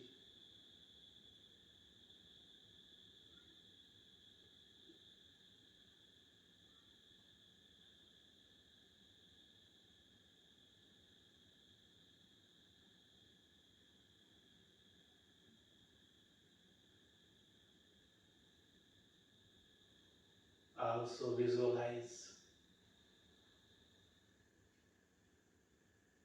somebody is in hurry, commented a smiling emoji by mistake.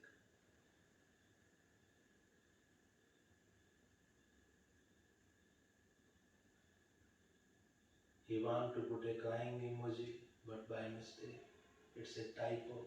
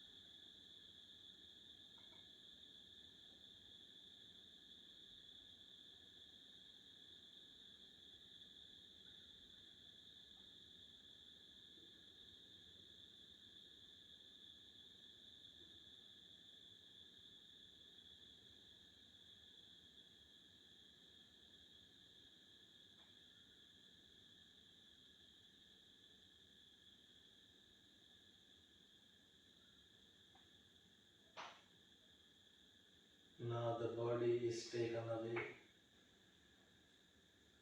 to the mortuary for 5 minutes. Visualize yourself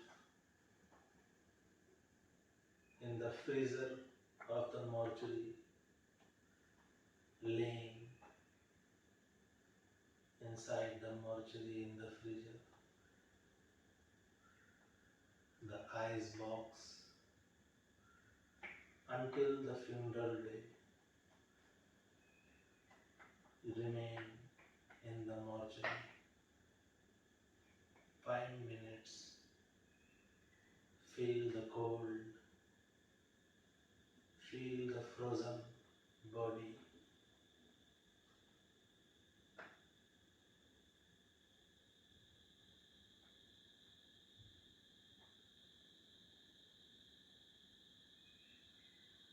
Visualize it, watch it.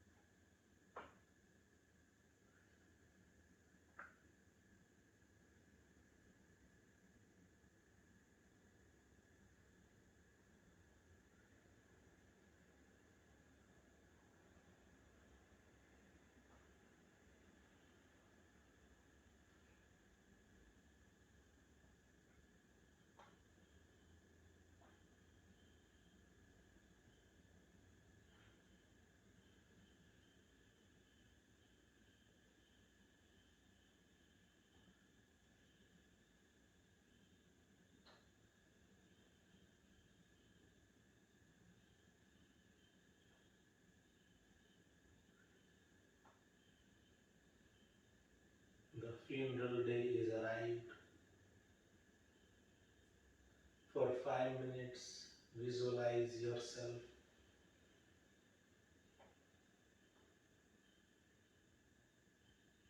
The makeup is done on the face. The body is given a nice suit, pants, a tie, nice shoes, some flowers on the coffin. People are coming, giving a speech. Try to listen the speech. Try to visualize how people are looking at you.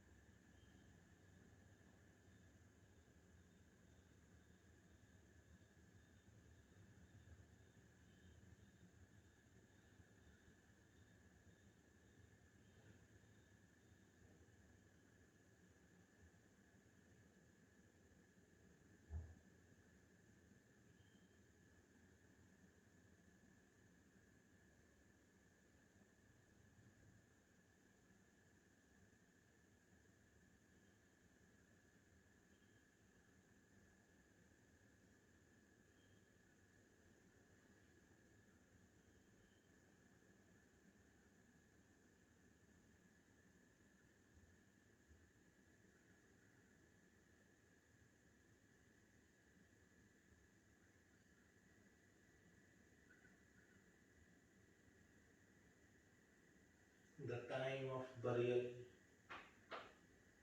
is coming. The corpse is now resting in the coffin. The coffin slowly going down in the grave.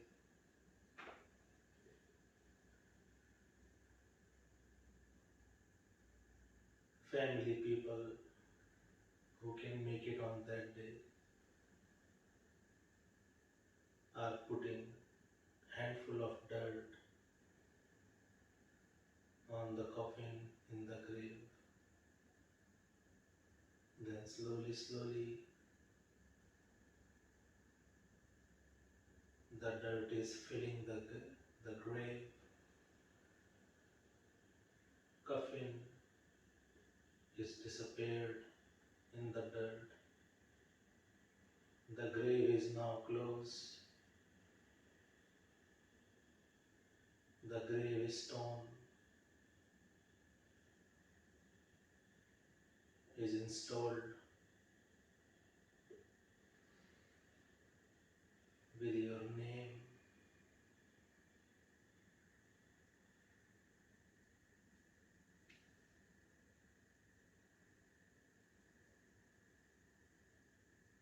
Your date of birth and your date of death is there.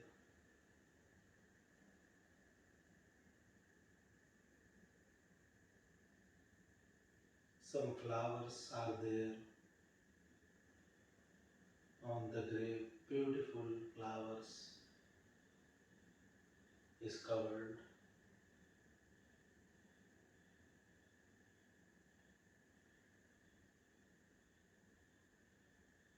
The grave is looking like a bride, covering all in the flowers.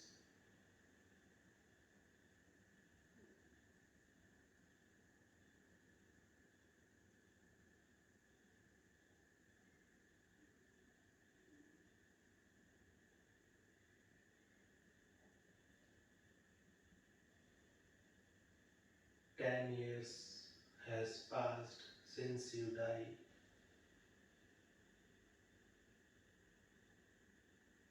come back to the grave. The grave is all looking very unstable. The algae is covering the gravestone.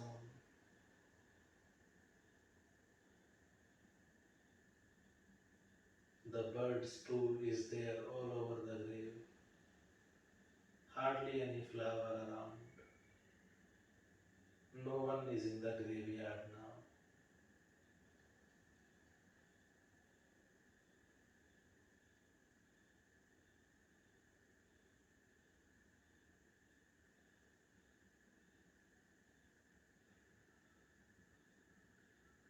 The body is completely decomposed inside the coffin.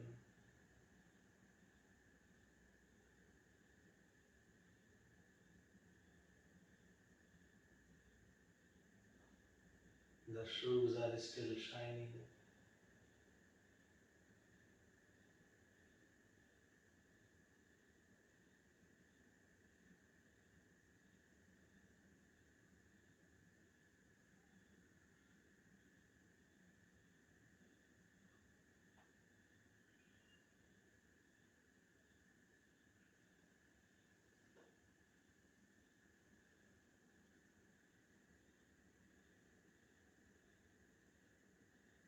Now, towards the ending of the Rajasic Mrityu Dhyan, the active death meditation, inhale and exhale deeply and slowly. Slowly, slowly move your toes, your ankles, your knees, your legs. Slowly, slowly move your fingers, your wrist, your hands.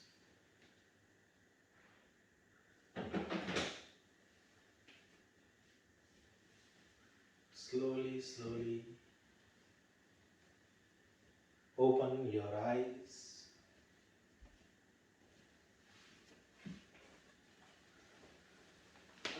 Slowly and gently turn to the left side and please sit.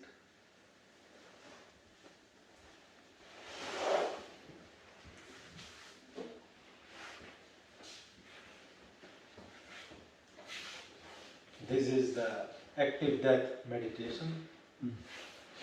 This meditation you can do every day. As many rounds you want, you can do. One round will be enough. If you want to do more, you can do more. But try to do one round of 20 minutes and try to have the 5-minute sections. The first 5 minutes is just the dead body, just freshly dead. People are around, people are surprised. Because I'm promising you the day you will die, everybody is surprised. Everybody is surprised when somebody dies. Although it is at all not a surprise, but people take it very surprise. So surprisingly, everybody dies. So you will die by surprise, and you are there on the floor.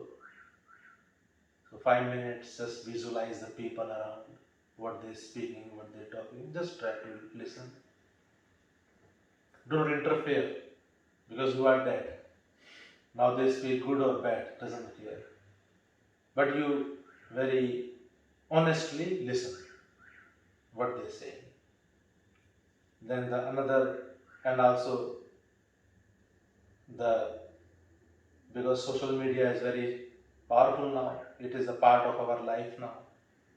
So definitely news will be there on the social media. So people will react from around the spectrum. Try to see those comments Try to see if somebody even have a time to write a comment. Maybe somebody will have no time. So a sad face or something like that. Try to read the comments.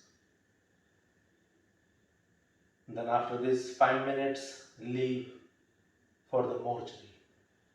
That's where you will going to go until the day of funeral, because funeral happens after 2 weeks, after 1 week. So depends.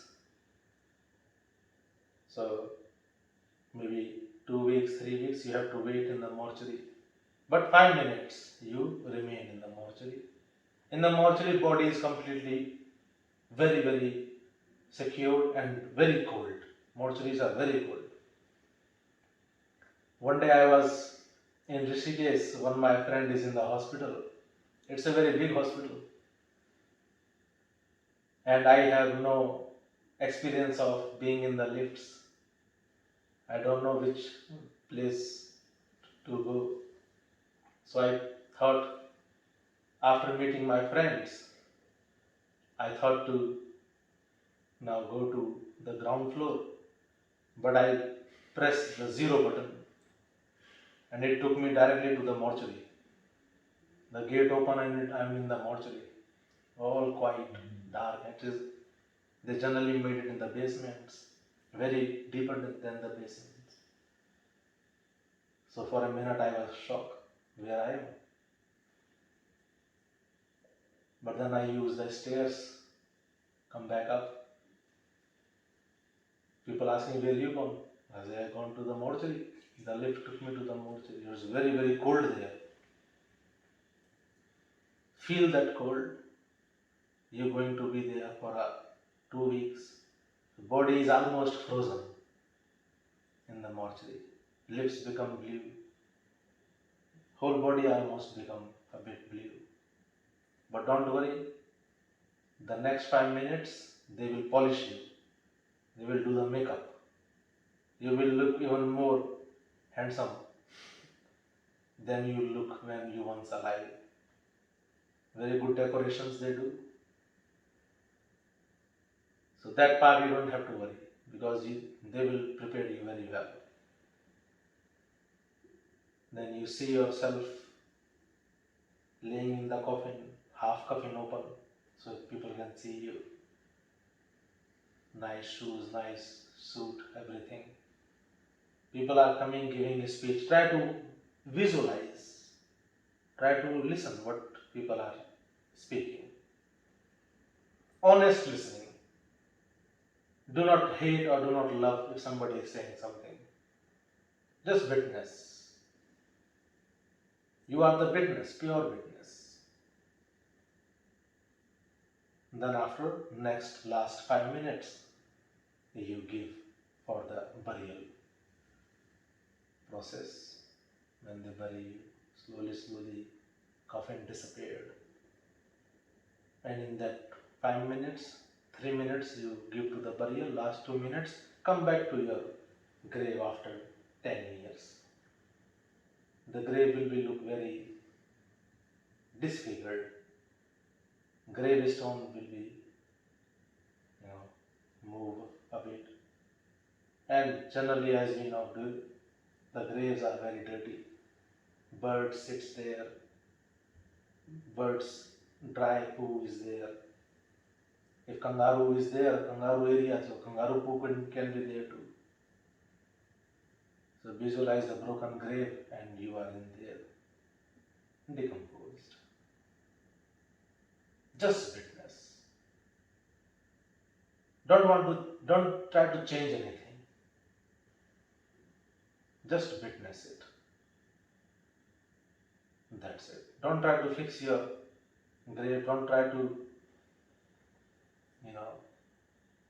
thinking about that, oh, this is very horrible. I will simply go to cremation instead. So, you are dead. Whether they cremate you, whether they bury you, everything is same for you. Just witnessing the process. And 20 minutes you can do this active death meditation, Rajasic Mrityu. Rajasic Mrityu. After the active death meditation, there is a advanced meditation. It is called Sattvic Mrityu, pure death meditation. That will become later. Only practice the Rajasic Mrityu first. Okay. And anything you want to ask, you can ask it. It just seems an unusual meditation. It is. It is very powerful meditation. Because at our death, we move to enlightenment. Yeah. The body is not important. Yeah. But enlightenment is right now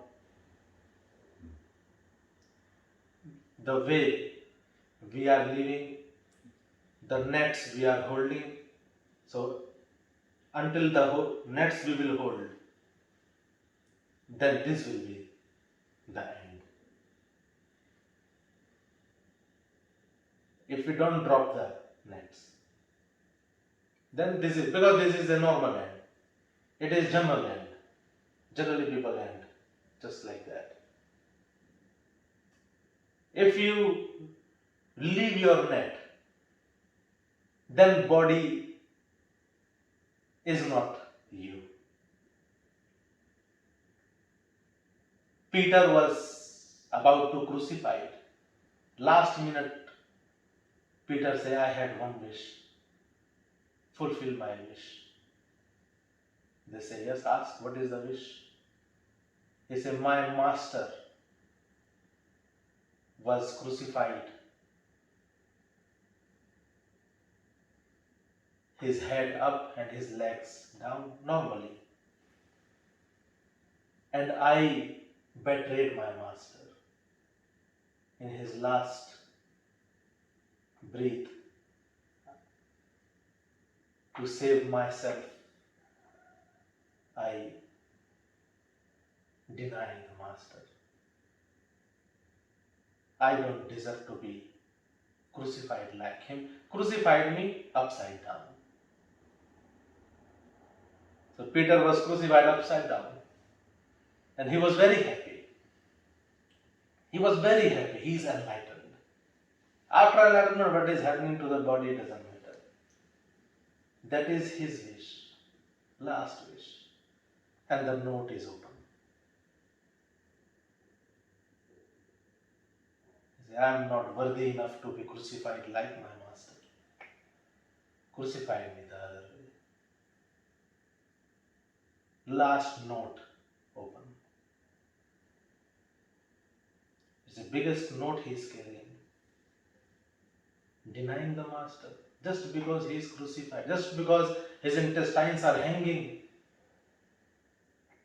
And I thought, this is not the man what he professes. He is not what he professes. He is not a master. He is not enlightened.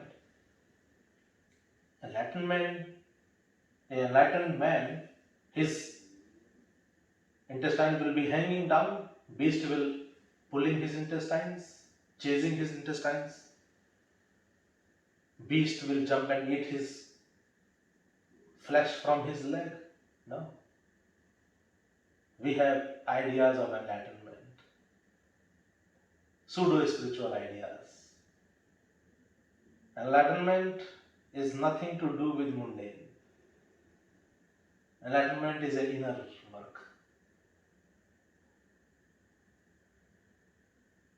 It is a great work done with two efforts. One is the effort of the sadhaka. 99% effort is of sadhaka, but 1% effort of master. So my 1% is nothing. Your 99% is important. My 1% is always there. My guidance is always there. My company is here. As long as I am alive, my company is here. My guidance is here. But 99% is your work. Don't miss this time. My entire whole wish is that in this birth you will not miss. Last birth you missed. In this birth, I want you to have it. It is yours. In last birth also you missed because of this birth's conditions of attachment, ego, greed, anger, lust. In this birth, don't chase that which will not go with you.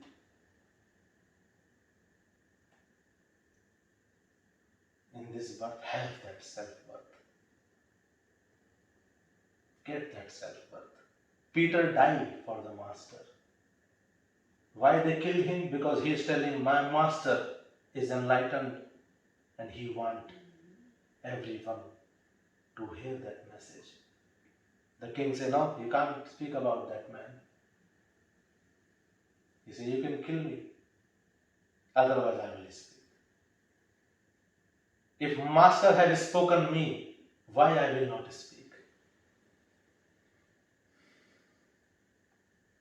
People throw stones at Peter. We don't want to listen about your master, about enlightenment, about this rubbish. We just go to temple, we pray, that's it. That's all we know. He didn't stop.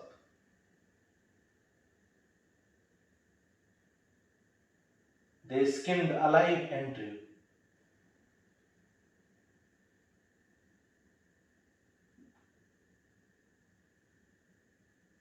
But he is enlightened. He dropped his net. Don't carry these stinky nets. Come. Enjoy the fragrance. You deserve it. It is not something which you don't deserve. You deserve it. That's why I am welcoming you. You have heard my words very calmly, very patiently. I am very grateful. Please accept my namaste. Namaste. Namaste.